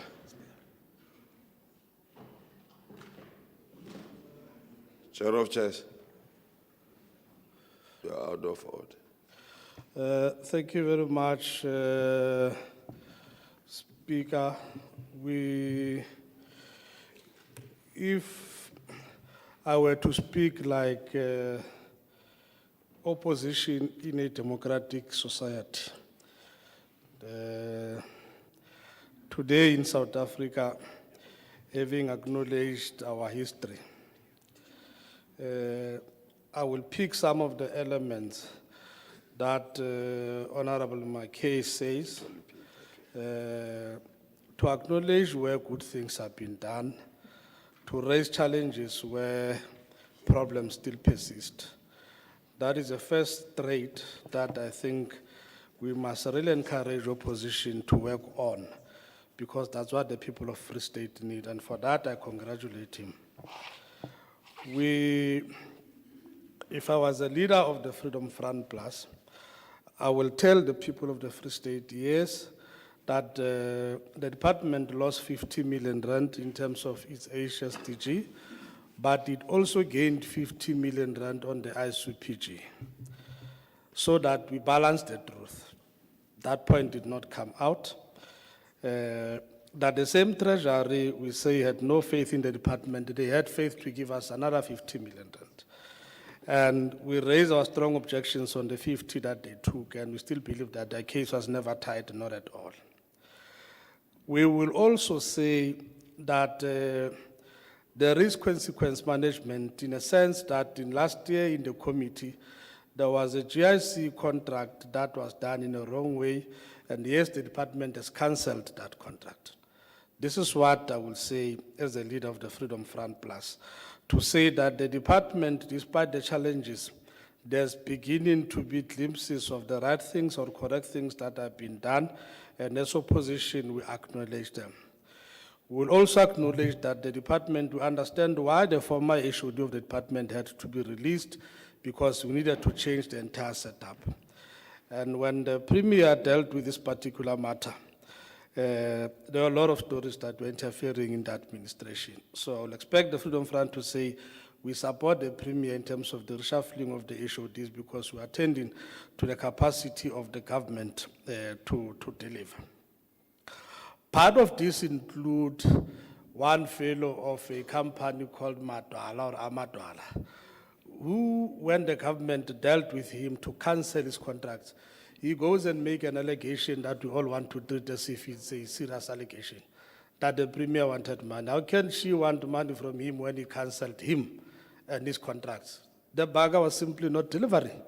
So it is consequence that is there, that is clear, that is visible. Somebody see as if the fellow said anything tangible. He said nothing. Absolutely nothing. He was dealt with because he was not delivering. We need to clean, including Honey Park, because of him. Now, when you have been dealt with for your own problems, you then raise allegations, all of a sudden you want to give them credibility. That's zero. But I'll speak like this because I'm the leader of the ANC, not of the Freedom Front Plus, but I hope that my honorable chair will really also hit the call.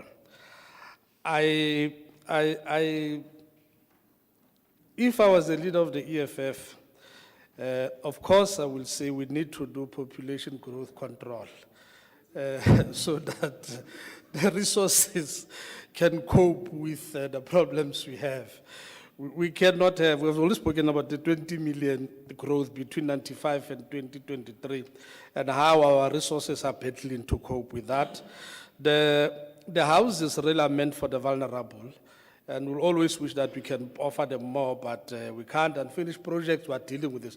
We're cleaning from G Hostel to Honey Park to everything. These are the problems that arose during the era of state capture. And state capture and Zondo. Zondo Commission was appointed by the government of the ANC. Let's make one point clear. If your child goes out and rape, we are not going to conclude that you send your child to go and rape. So if an official employed steals, or if a politician appointed steals, the ANC has not sent that person to steal. It is that person that steals. That is why in court, it is them who face the consequences. So please balance it to say they could have come from your ranks, but they are now facing the consequences of law. Now, if you want to spin politically, you'll say that the ANC is corrupt, but the ANC is not corrupt. The ANC is not standing trial on the asbestos cases. The ANC is not facing trial on any other issue. It is individual. So when your child rapes, deal with the child. Don't say the Van Vuuren family is raped. It will not be accurate. It's not true. Don't say the McKay family is raped. It will not be true. It will be incorrect. So let's bring about that particular balance into the space that this party that is in government, where inevitably, even if people try to steal in China, they will try to steal here. The issue is the ability to deal with them. Are you dealing with them? Yes, you are dealing with them. So we have got to say that the reality is that the Nationalist Party took power in the 40s. In the early 90s, they were still battling with the question of African empowerment. It took them more than the 30 years we have seen in the democratic government. The fraction, they were dealing with a fraction of our population, we are dealing with a majority. And we've got to really balance the two. That the work that is being done now, if I was the leader of the DA again, I will say, yes, ANC, the democratic government, there are a number of mistakes committed, but there's a lot of good work done. We can point here and here and here, but we want you to address these challenges that we are not dealing with. We'll say, yes, the department seems to be challenged, but we can see what we are doing to try to improve the department and show that there's consequence management. There are areas where you are acknowledging, Honorable McKay, and thanks for that. The issue of accountability, transparency, and efficiency is our battle cry. Also, the issue of acknowledgement of what we lost and what we gained. Please balance the equation so that what happens on the left also happens on the right, then you'll get the right answer. If you don't do that, the answer will obviously be wrong. New ideas, suggestions, we're open to that. We can never be opposed to that. The issue of a title deed is quite complex. It's not an easy thing. And if we try to make it easier, we'll mislead our people. In most instances, particularly in African communities, when a person died, the estate is not handled as it is being handled in probably other communities. You find people who are still sitting with an estate of a person who passed on 18 years ago, and they are handled through how families in our communities are handling the issue. But at a time when they've got to acquire a title deed, number of documents are missing, we've got to deal with that. But is there a problem at the level of the deeds office? Yes, there is.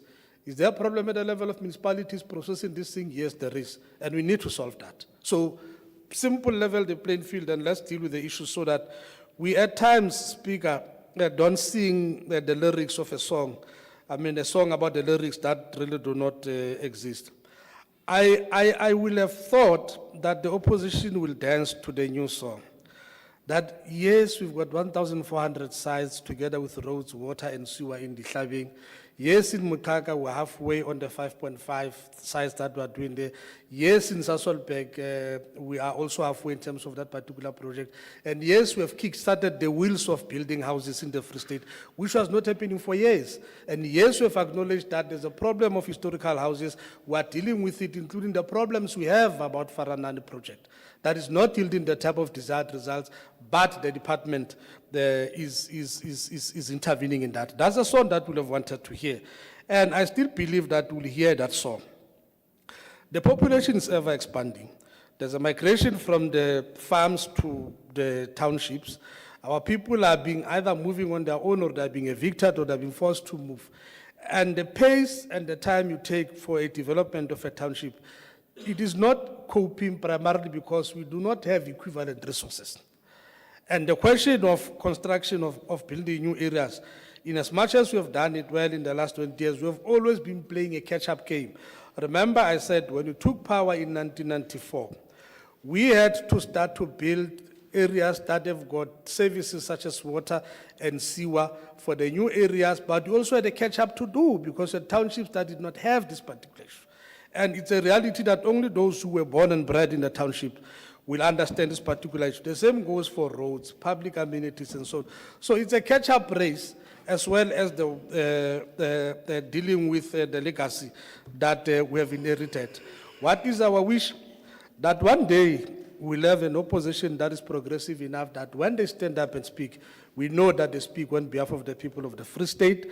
They will raise and affirm what is correct, but at the same time, they will point us to the things that are wrong, as opposed to a tone that seeks to say everything that the black government does is not okay. Thank you very much, Speaker. The reply by the MEC concludes the debate on vote 13, human settlements. The chair of chairs shall now take the chair.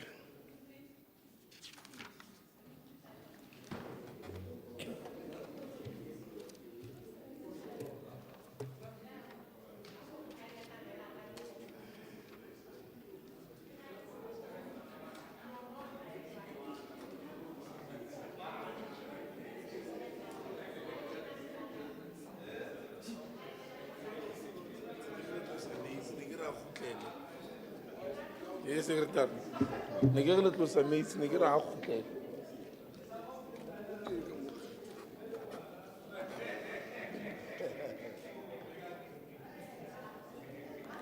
Order in the House. The new sheriff is in charge. The acting secretary shall read motion 2. That leave be granted for the House to confer the final voting mandate on the Marine Oil Pollution, Preparedness, Response and Cooperation Bill, B10D of 2022. Honorable Speaker, I move. any discussions? Any objection? Oh, none. Honorable Tukwana may now address the House regarding the final voting mandate on the marine oil pollution.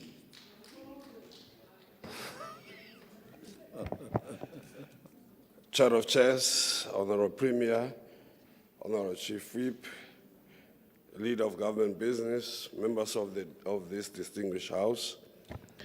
The House has adopted the report on the marine oil pollution bill as proposed by the Portfolio Committee on Public Works Infrastructure, Roads, Transport and Human Settlements. The bill seeks to make provision for the following objectives. 1, provide for the safe, effective and efficient management and deployment of resources in response to cooperation in and control of spills of oil or any other pollutant from ships or any other sources within South African waters, or which pollute or threaten to pollute South African water, aquatic resources, coastlines, or related interest. 2, provide for the effective cooperation with neighboring countries in matters pertaining to marine oil pollution preparedness, response and control. 3, incorporate into law of the Republic the relevant provisions of the International Convention on Oil Pollution Preparedness, Response and Cooperation 1990. And lastly, to reduce and control the pollution of the marine environment, wildlife and associated impacts on biodiversity and ecological processes by oil from ships, offshore installations, seaports and oil handling facilities.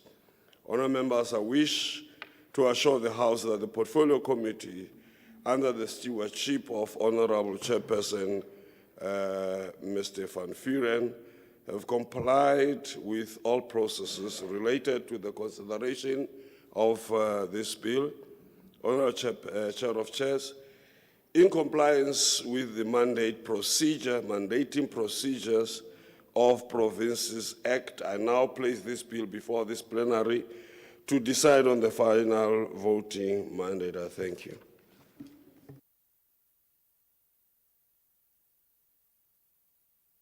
What does the Honorable Speaker propose? I propose that the Legislature, this House, vote in favor of the bill. Any discussions? Any objection? None. Approved. The Honorable Speaker shall now take the chair. Lebongwe. The new sheriff was in power for 3 minutes.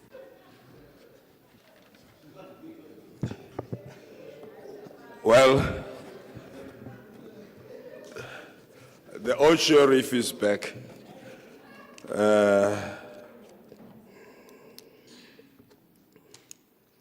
It's very interesting that we have sheriffs. I did not know that the chair of chairs is a sheriff. We now proceed to the speaker's debate. Honourable members, 24th of May 2025 marked the 62nd anniversary since the establishment of the Organization of African Unity, now the African Union. The AU celebrated the 2025 anniversary under the theme, Justice for Africans and People of African Descent through reparations. Africa Month is a moment for the continent to pause, reflect, and celebrate our unique African identity and cultural expression. 2025 Africa Month was the 11th edition, and it came as South Africa is celebrating 31 years of democracy, but also importantly, as the country is preparing for presiding over the group of 20, G20. I shall now call upon Honourable Klute to resume the debates for 3 minutes.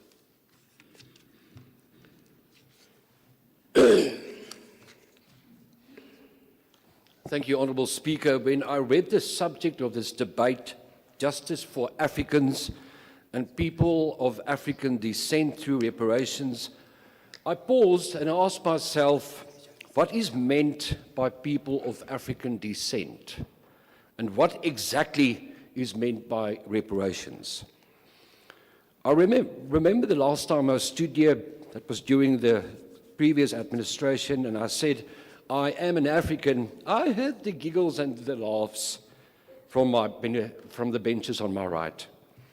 It was not a quote, Speaker. It was a statement. So let me ask you plainly, does African descent include me? Does it include an Afrikaner who's also a South African and from Africa, whose ancestors' blood was also spilled on this very soil? Does it include someone whose people were driven into concentration camps right here in this very province, where English imperialists, yes, also murdered our women and children? If your definition excludes me, that's your burden to bear. My identity is not defined by your acceptance of it. I will repeat, my identity is not defined by your acceptance of it. Now on to reparations. Are we really talking about reparations or redress? Or is this simply retributivism dressed in moral clothing? But if what is meant, taking from those who have today because of what their grandparents might have done, then let us call it what it is. It's retribution. And retribution is not justice. It's vengeance. It does not repair and it does not redress. And it certainly does not reparate. Justice must be rooted in truth, not in political theatre. And it must be for all Africans, all, including those of us whose identity you may wish to deny. Let me be clear. If we mean justice, yes, let's talk.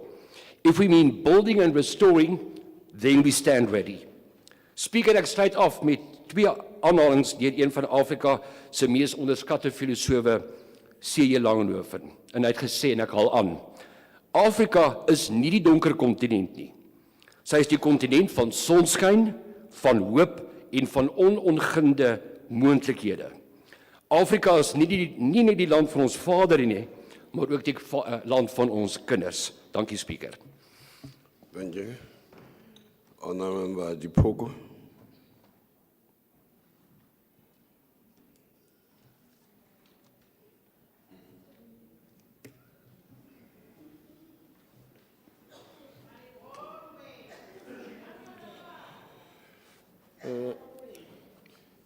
Thank you very much, Speaker, and greetings to the leadership of the EFF and batho bohle ba Freestata kwano, Marenating and all the dignitaries.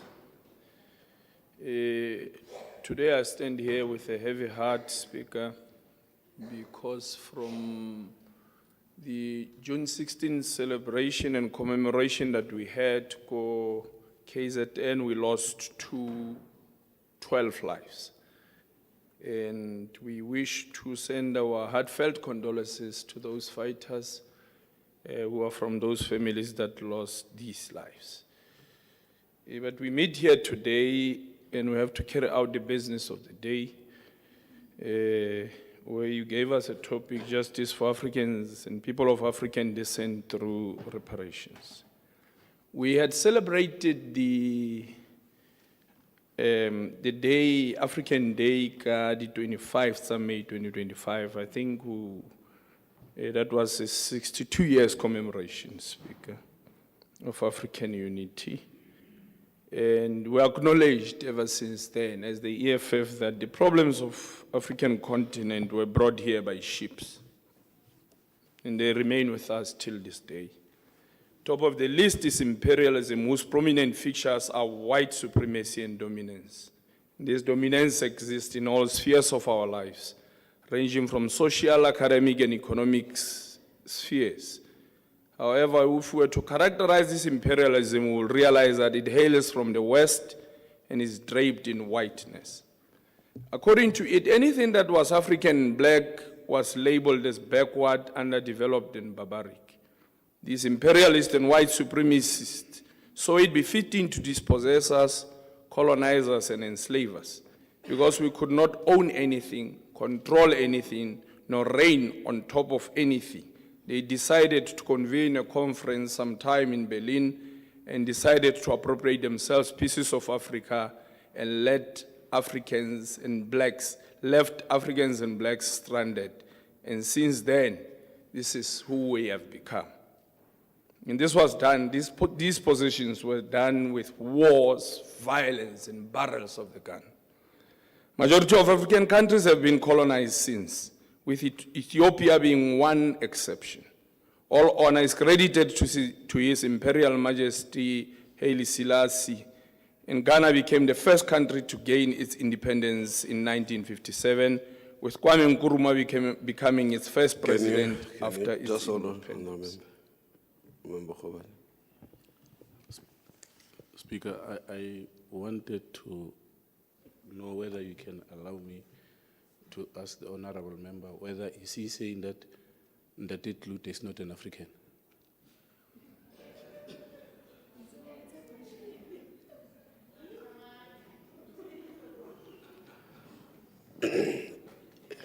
Are you asking a question or you wanted to ask a question? Yes, I don't know whether the speaker will allow me to ask a question. I allowed you to stand up and ask. You raised your hand and I allowed you. Oh, okay. You Yes, want to ask a question, ask a question. I wanted to know whether the Honorable Dipoko, is he saying that Ndati Lute is not an African? Wana le kgala wa itseba o tsamaya ka lekeke ha o se le kgala o le kgala. And it is in his honor that I named my second-born and last-born son, Kwame. We must continue to honor these gallant revolutionaries who laid down their lives to ensure that some form of liberation for Africans is regained. Patrice Lumumba, Thomas Sankara, Robert Mugabe, Muammar Gaddafi, including Chris Hani, whom we all know that he would have never compromised economic freedom that our generation yearned so much for. It is from them, especially Frantz Fanon, that we learn that every generation out of relative obscurity shall determine its own generational mission, fulfill it or betray it. However, Speaker, we are the economic freedom generation and we will realize generational mission in our lifetime. As such, every space we occupy, we will fight for economic freedom. It is in this spirit we advance the debate that reparations is an acceptable form of justice, and if we speak of justice, it must be economic justice. We further argue that these reparations must come in a form of land and strategic sectors of economy being returned back to the Africans and black children who have been dispossessed for centuries now. This is an economic justice that we as the economic freedom fighters were willing to accept as a form of reparations. We despise being handled by presidents and cabinets who are passing moderate laws such as land appropriation bills without expropriation. The only form of land expropriation we can accept is one without compensation. We cannot compensate people who dispossessed us, who are in possession of stolen property. We as Africans despise to be led by anyone who defends and is pro-neo-colonialism and imperialism. We prefer to be led by fearless, courageous men and women of honor like Julius Malema, Captain Ibrahim Traore, and who is from Burkina Faso, land of the upright, and President Netumbo Nandi Ndaitwa of Namibia. Many leaders came and gone, and some sold out. And they were advancing the imperialist and neo-colonial agenda. It was during their tenure where reparations and justice were defined and characterized with aid from the West and former colonizers. We reject this form of handout and gesture because it evades what we call economic justice. Economic justice must be radical and it must liberate Africans and blacks from imperialism, white supremacy, and neo-colonialism. It must bring all strategic sectors of economies back to Africans and blacks and must release the means of productions from evil hands of neo-colonizers and white supremacists, led by Donald Trump himself, who continue to benefit from our minerals and make profit with close to nothing in the whole continent. We hail Captain Ibrahim Traore for giving the EFF policies and cardinal pillars practical expressions. We urge all African leaders to emulate and replicate that good example of Captain Ibrahim Traore. White supremacy must feel that Africans and blacks are rebelling and retaliating. Even those who are protecting their agenda must realize soonest that they no longer have space to represent these imperialist ideas and interests. They must now know that handling yourselves timidly like President Ramaphosa did in his visit to Oval Office will no longer be tolerated by Africans and black people who you claim to represent. We are the descendants of Mushweshwe. We are the descendants of Hintsa, Sikukuni, Bambata, and Shaka. We were taught not to dishonor the cause of freedom. We demand justice for Africans and black masses who are downtrodden, and as such, that justice must come in a form of economic freedom in our lifetime. It is the only justice that we will accept. It is the only reparations we will accept. Economic justice and economic freedom across Africa. Thank you very much, Speaker.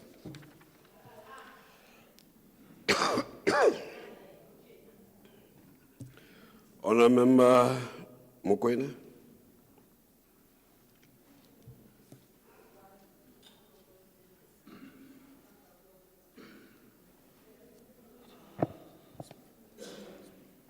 Honorable Speaker, let me observe the protocol that has been established. Honorable Speaker, today we gather to celebrate the heartbeat of our continent, Mother Africa, rich in heritage, culture, resilience, resources, and potential. Today marks the celebration of everything that her people could be. While we may be free, it is in our diversity that we find our Africanness. The sense of belonging, sharing history regardless of ethnicity, and our deep appreciation of our continent's beauty is what makes us her people. But in South Africa, particularly in the Free State, there has been a neglect of this continental responsibility. There is an African proverb that goes, "Nonyana e buang hai hai sehlahla." Translated, to chartering birds build no nests.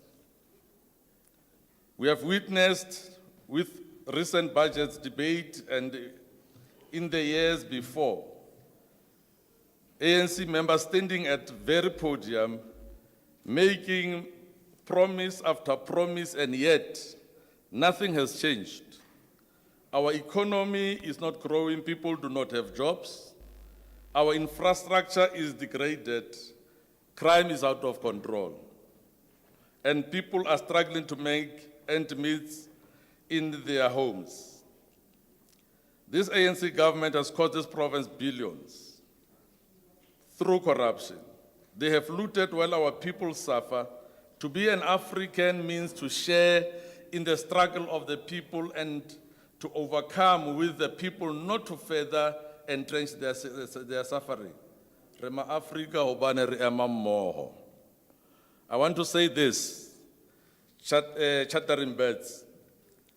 The residents of the Free State are listening. They are starting to see monuments being put up by the elites. Free the Dairy Project, they see it. Asbestos roofing scandal, they see it. The Ramkral saga, they see it. They see where the promises end, and they are fed up. Numbers don't lie. The support lost in this last election was not a coincidence. Ke a le tiisetsa, e tla ba ho tla ba na le nako eo ho tla qetellang ho dutse ANC ka e le mokga wa bohanyetsi. Women in this province are not safe, Honorable Speaker. They are not safe in their homes. They are not safe in their communities. They are not safe at schools. They are not safe at... Honourable Member Mokoena, just hold on. Speaker, thanks for the opportunity. I wish to ask Honorable Mokoena a question. Is that speech he is reading written by Honorable Jackelson? And why is he allowing Honorable Jackelson to force him to read a speech he's not agreeing with? Thank you.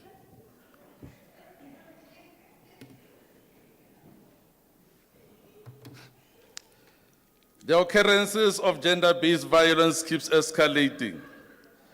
There is a famous African proverb that says, "Mosadi o tshwara thipa ka bohaleng," which translates that a woman holds the knife at the sharp end.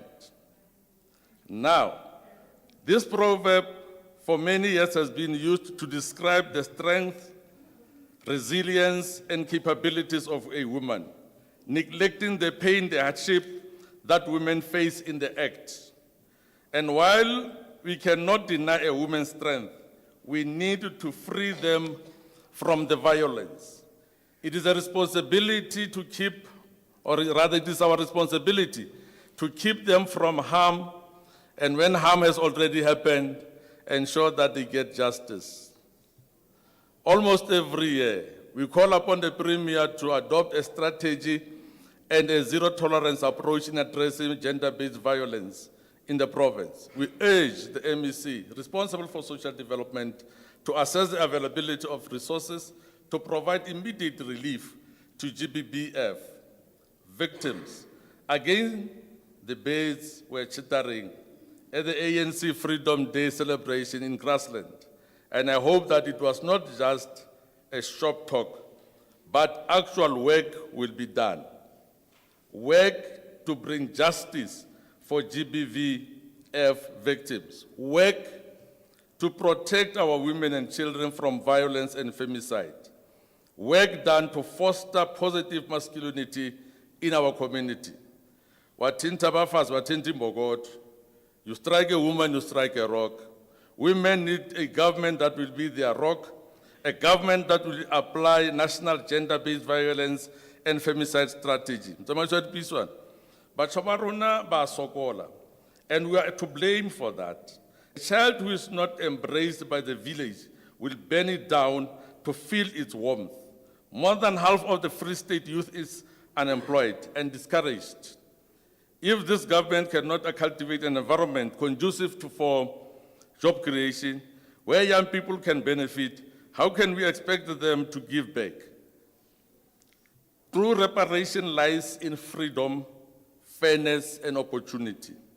Freedom to participate in the labor market, being given a fair chance where your circumstances are not a proxy and not your race and being provided with the opportunity to participate. The Democratic Alliance Economic Justice Policy seeks to create an economically inclusive South Africa, free of any superficial differences between us, a just society in which economic opportunities are available to all, and people have the capability to make sure that these or those opportunities. If we wish to create an economically inclusive and non-racial free state, we must address inequalities of opportunities and complement our hard-won political freedoms. Government needs to be the village that embraces our youth, a village that will provide our youth with opportunities, and a village that will foster a sense of belonging. Honorable Speaker, our municipalities are in disrepair. The provision of basic services is essentially non-existent, leaving many residents to fend for themselves.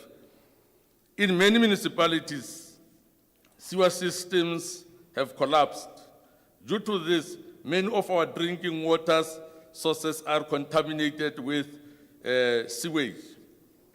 Harib Dam, Val River, and even the Musselsport are all in a major source being contaminated. Ho na le maele a Sekgowa a reng, a Sesotho a reng, o ska nyela sediba hoba o tla kgutlela ho sona o lo nwa metsi. Meaning, don't pollute the well because you go back there and try to drink water at some point. Honorable Speaker, the greatest concern is that these water resources are linked to larger water resources or water sources that eventually run into rivers and streams of neighboring provinces and countries. South Africa is a signatory to SADC protocol regarding shared water resources and therefore has a responsibility to ensure that these resources are not polluted by dysfunctional municipalities. We have an obligation, firstly, to the South African population, but also to the African neighbors to deal with this crisis. Motho ke motho ka batho, which means person is a person because of other people. Honorable Speaker, we must honor the sacrifices made by those who fought for the freedoms that we have now.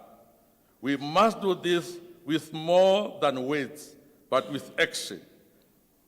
Without a sense of urgency to overcome historical injustices by those in government, the Free State will not enjoy the prosperous future.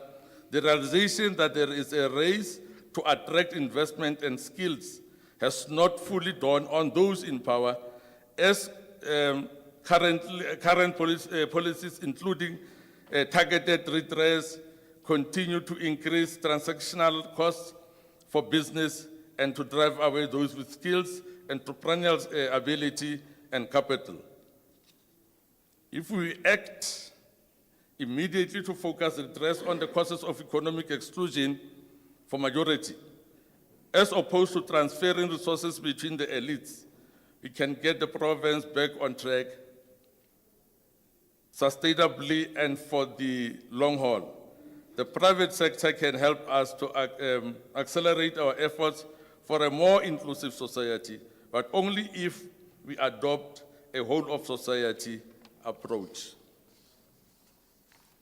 Ho bohlokwa haholo ho hlalosa hore re le Democratic Alliance re dumellana le bangodi ba molaotheo wa naha ya Afrika Borwa kgaolonyana 25. Batho ba hlokang mobu ho iphedisa ha ba fuwe mobu. Batho ba hlokang mobu bakeng sa bodulo ha ba o fuwe. Bao mobu o nkuweng ho bona ha ba o fumantshwe. Bao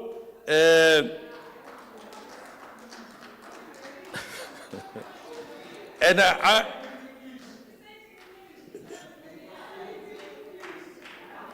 I will repeat, it's nice to see people getting excited. I'm saying, batho ba hloka mobu ba o fuwe. Ba o mobu o nkuweng ho bona. Ba o fuwe. Mme bao ba qoswang ka ho nka mobu ha o hlokahala ha ba fuwe ditlhapiso. You were too early. Honourable Speaker, members will be caught early before time. Tshwantse re ithute re le ma-Afrika Borwa hore se etsahetseng Zimbabwe ha se a tlameha ho etsahala ma-Afrika Borwa. Ha o tshwere matla o se ke wa duka dikamano. Honourable Speaker, in closing, let me end with another African proverb. Sefate se tsejwa ka ditholwana, which means a tree is known by its fruit. And lastly, met jou hoed in die hand, kom jy ver uit die land. Thank you very much.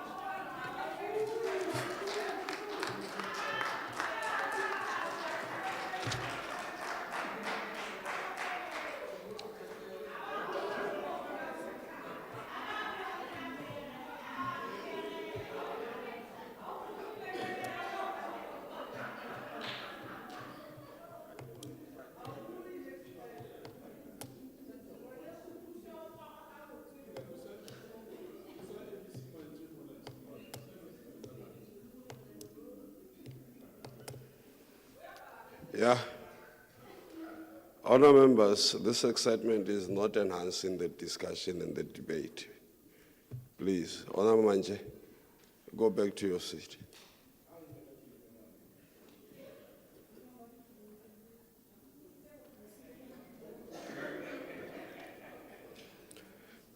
Honourable Fuba, the go batla ka bona ntate Mokoena. The go batla ka mahlo. The ke ipotsa ho kae. Ha e sa lo nyamela.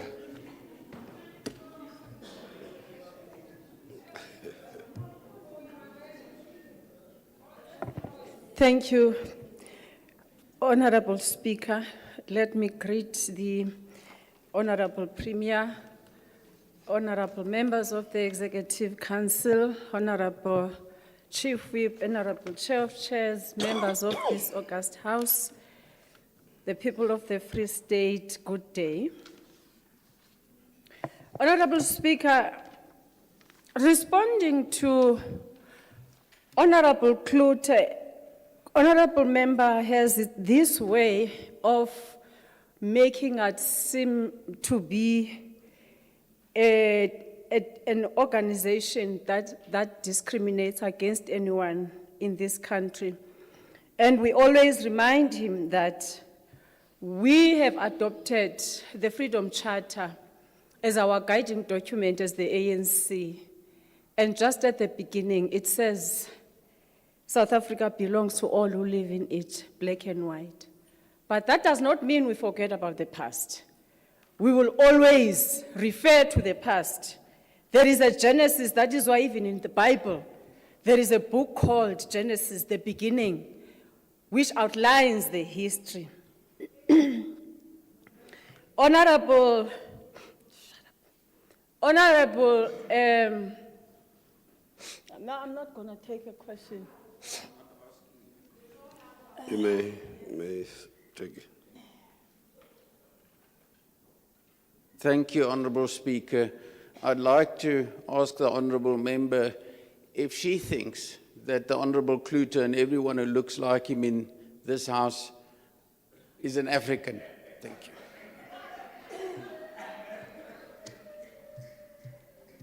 you. I know who I am. You should know who you are, so I'm not going to tell you.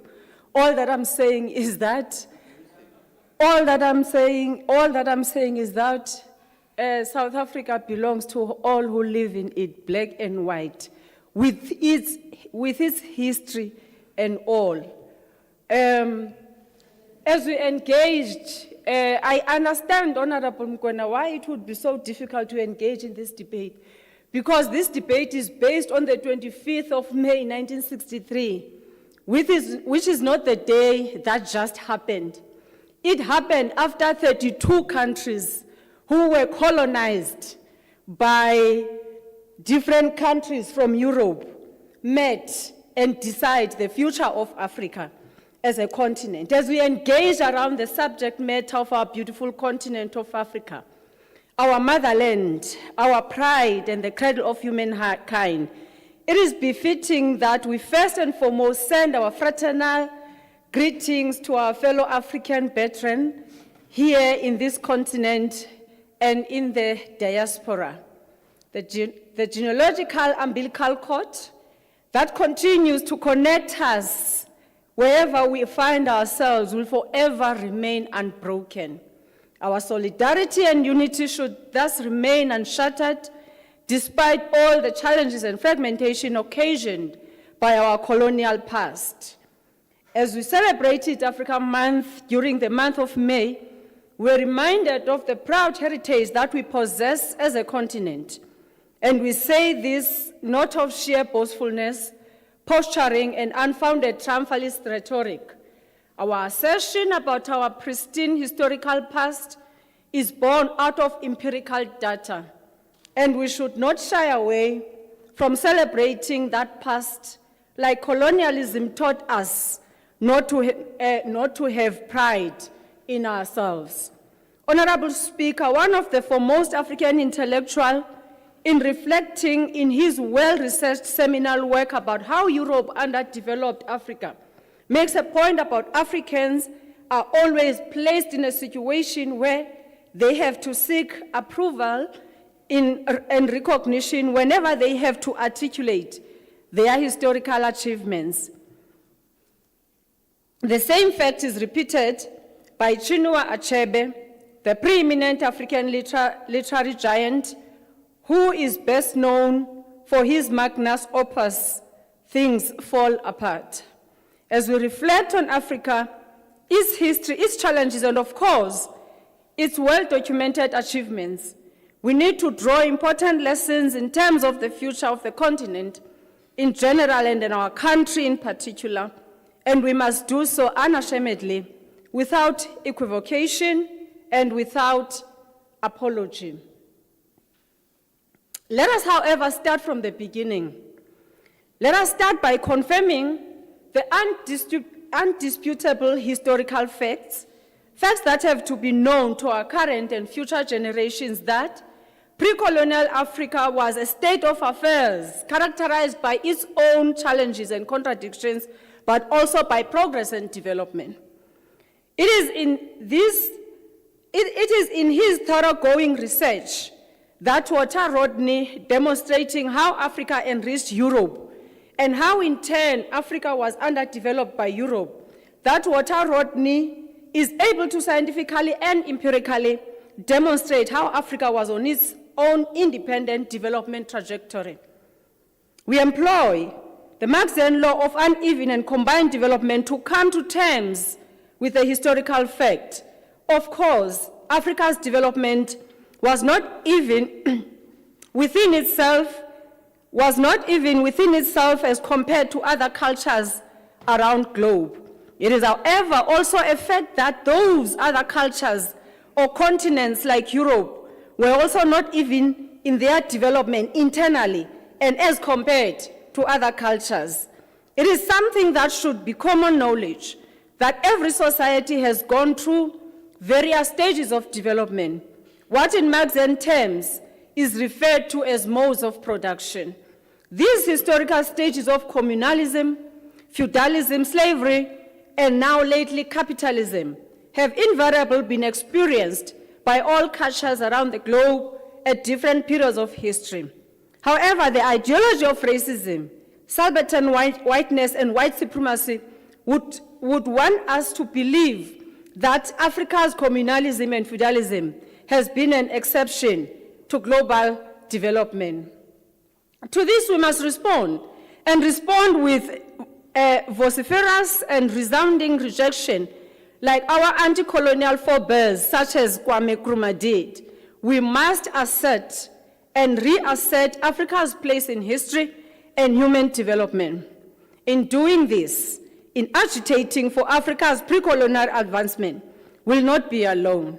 Will be one will be one with our former president, President Thabo Mbeki, who was unequivocal and uncompromising in his articulation of "I am an African." As we decry governance challenges in post-colonial Africa, it is unbeknown to many that pre-colonial Africa had a well-developed African governance architecture. This architecture was composed of institutions such as police, the army, the court, systems, and the state in general. When the indigenous African governance institutions were destroyed by colonialism, even Jan Smuts, that leader of the colonial apartheid regime of South Africa, was bewildered. He remarked, and I quote, "The political system of the natives was ruthlessly destroyed in order to incorporate them as equals into the white system. His native institutions were ruthlessly proscribed and destroyed," close quote. Therefore, contrary to those who have portrayed Africa as not being endowed with any political and economic system before colonialism, even Jan Smuts was able to dismiss such portrayals and claims.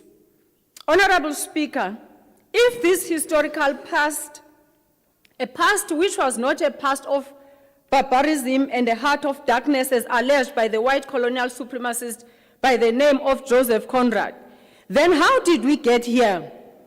Why is Africa so ravaged by this underdevelopment and the ravages of wars, poverty, malnourishment that tends to characterize many of its regions?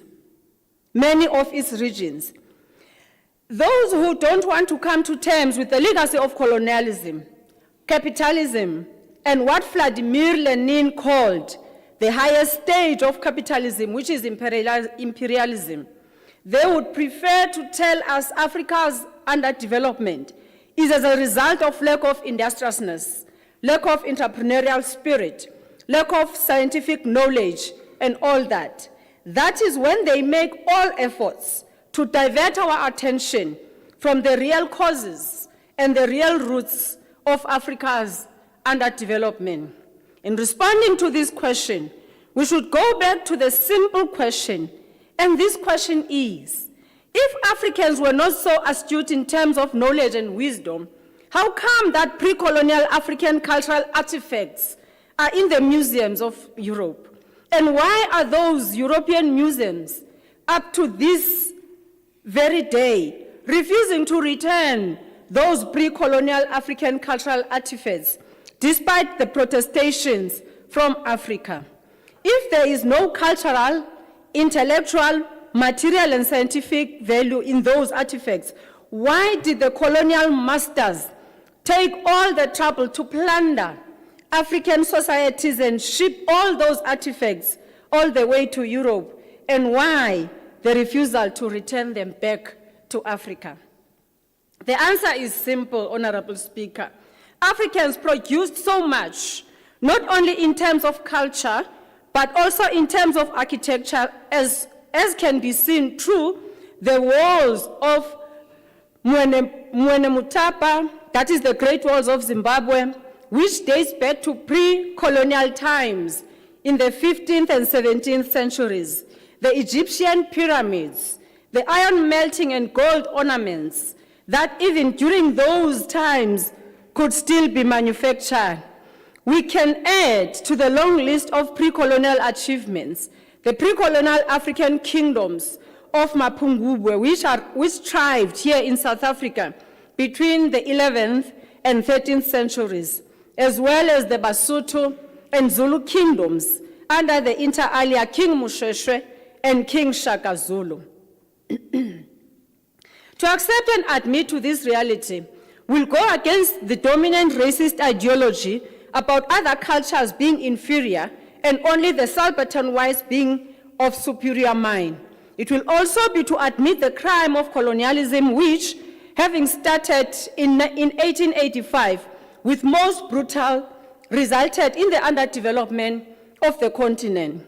The resources of the continent have been pillaged and continue to be pillaged through the neo-colonial order that permeated in post-colonial Africa. As we make these assertions, we are not on wild goose chase. Let us take example of the then Belgium Congo, which was under the colonial personal ownership of only one man, the then King of Belgium, King Leopold II. During the colonial rule of Congo, King Leopold II amassed so much personal wealth, which he was so brazen to accumulate at the expense of the Congolese people, having their hands chopped off for failing to deliver the required quotas of rubber as the precious commodity to be shipped to Belgium. With such plundering and barbarity carried out against Africans, how could Africans develop themselves? Honorable Speaker, we have not even touched on the barbarism of slavery, which robbed Africa of productive men and women, its intellectual resource and knowledge systems, as millions and millions were shipped across the Atlantic Ocean. Honorable Speaker, it is this history that has been termed Europe's unethical heritage, a heritage of oppression and exploitation that led to our freedom and independence struggle by our stalwarts, such as Kwame Nkrumah, Nelson Mandela, Andiba Toivo ya Toivo, Sam Nujoma, Robert Mugabe, Julius Nyerere, and many others. These heroic and selfless independence struggles, such as the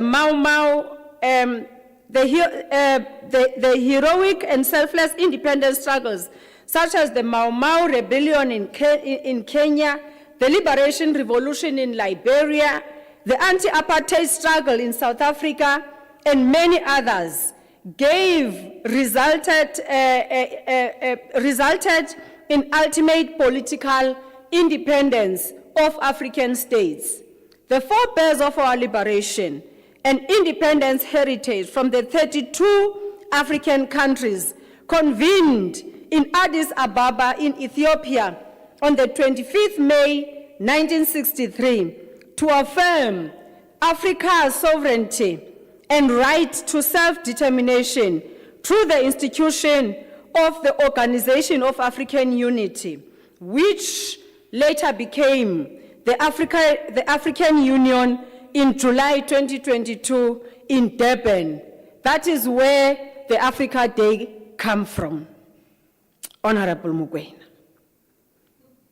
We pay homage to these preeminent African leaders who were the pathfinders and torchbearers towards Africa's independence and sovereignty. They included, amongst others, stalwarts such as Nkrumah of Ghana, Julius Nyerere, Haile Selassie of Ethiopia, Ahmad Ben Bella of Algeria, Modibo Keita of Mali, and so on. We are delighted to have been represented at this 1963 gathering by our late revolutionary leader, Comrade Oliver Tambo, as we were given an observer status as South Africa, because by that time, we were still grinding under the hand of the apartheid regime. Up until 1994, just 31 years ago, after so many years of the system that was even declared a crime against humanity by the United Nations. Lessons need to be drawn from the institutional and policy mechanisms or instruments that have been formulated and adopted since the post-independence dispensation for purposes of good governance and development of Africa. What are these institutional and policy directives that the conveyors of the OAU and its later synthesis of the AU that we need to draw lessons from? The governance, development, cultural and political imperative lessons that need to be drawn from the post-independent efforts are encapsulated in the various charters, beginning with the founding charter of the OAU to the Agenda 2063 of the AU. In summary, what are these imperatives? First and foremost, the struggle for Africa's sovereignty is still ongoing. In post-independence Africa, this struggle has to do with the neo-colonial order that has been given expression through the Bretton Woods institutions, the International Monetary Fund, the World Bank, and the World Trade Organization, through the Structural Arrangement Program of the IMF. Africa's ability to develop on its own path has been thwarted. In his seminal work, Globalization and its Discontents, Joseph Stiglitz has been able to demonstrate how East Asian tigers, as well as China, were able to become economic miracles precisely because of their resistance to the IMF imposition of structural adjustment. Stiglitz argues that the two notions of pacing and sequencing, meaning development at a country's own pace as dictated by its own circumstances, are important approaches to development beyond the IMF's imposed development dictates. The trade imbalances that the likes of Donald Trump are decrying today, have for decades been dominant feature of trade relations between Africa and Europe. Through the World Trade Organization, Africa has been on the receiving end of the unfair trade relations with others. The loans imposed on African countries through the World Bank have been described as a debt trap. They are a stranglehold on Africa's prosperity. Honorable Speaker, if we are to find the roots of Africa's development, we need to zoom into all these factors. It is in response of these structural factors that African Union and the various regional economic institutions such as SADC, ECOWAS, and others have formulated various institutional and policy interventions to mitigate the further erosion of Africa and advance its prosperity. Some of these interventions have over the years included the following policy and strategic directives. The first one is Africa's Priority Program for Economic Recovery and Development of 1985, Africa Alternative Framework to Structural Adjustment Program for Socio-Economic Recovery and Transformation of 1989, Millennium Africa Recovery Plan or Mega Plan of 2001, Millennium Partnership of African Recovery Program still in 2001, New Partnership for Africa's Development of 2001, African Charter on Human and People's Rights of 1981, the African Continental Free Trade Area. The Agenda's 2063 vision serves as the African Union strategic framework in tandem with other visions, such as the Global Millennial Goals. It is intended to transform Africa as a global competitive force by 2063 through the stated 7 aspirations on 20 goals. These goals broadly address the various aspects of life, including economic growth, social development, peace and security, as well as good governance. Agenda 2063 is thus at the center of the AU's renewed vision of as Africa's 50-year development. Agenda 2063 is thus at the center of the AU's renewed vision as Africa's 50-year development blueprint aimed at building the Africa we want. Inclusive growth, sustainable development, good governance, a strong cultural identity, and other goals constitute part of this vision. In conclusion, Honorable Speaker, history is the best teacher. We need to pay heed to history. As Marx cautioned, history first repeats itself as a farce, then as a tragedy. as a tragedy. The world is currently engulfed in turmoil because of the failure to learn from history. Patrice Lumumba, the seasoned revolutionary and an intellectual icon, and the first president of the Congo, who was brutally murdered by the erstwhile colonial powers, prophesied as follows regarding the history in relation to Africa, and I quote, "The day will come when history will speak, but it will not be the history taught in Brussels, Paris, and Washington. It will be ours.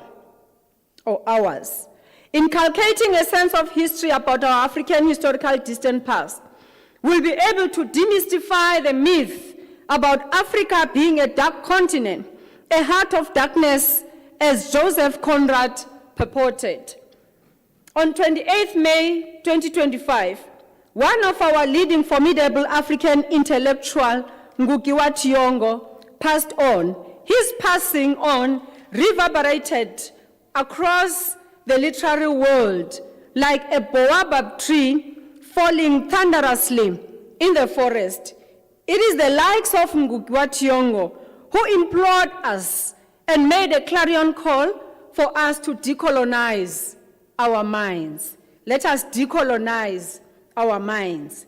The project of decolonizing the mind is ongoing, and it is of our generational mission to ensure that the decline of African governance systems, development of values, is resuscitated and sustained in honor of our forebears, such as Patrice Lumumba, Kwame Nkrumah, Julius Nyerere, Nelson Mandela, Steve Biko, and many others. As part of the decolonization project, the artificial orders that were carved by the 1885 to 1886 Berlin Conference must be transcended through the brotherly and sisterly relations between and amongst African states and peoples.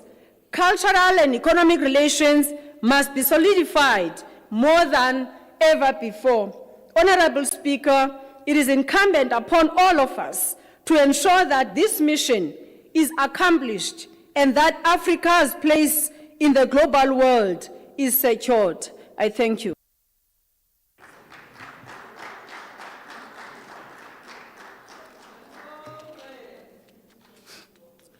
The debate by Honorable Sifuba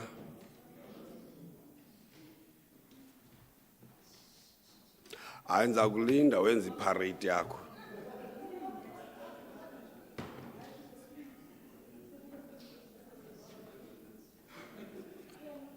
Yo, bengayazi usuka apha ukufika apha uzawuthatha 3 minutes. The debate by Honorable Sifuba concludes the debates on Africa Month. Before the House adjourns, I wish to make the following announcements. Honour members and guests should remain standing as Sergeant of Arms and our Speaker and the Acting Secretary leave the House. The guests will remain at their allocated seats while honour members leave the House. The House shall now adjourn until tomorrow, 20th of June, 2025 at 10 o'clock, and the business of the House shall be the following: consideration of Vote 2, Free State Legislature, and second and third reading of the Free State Appropriation Bill. The House is now adjourned.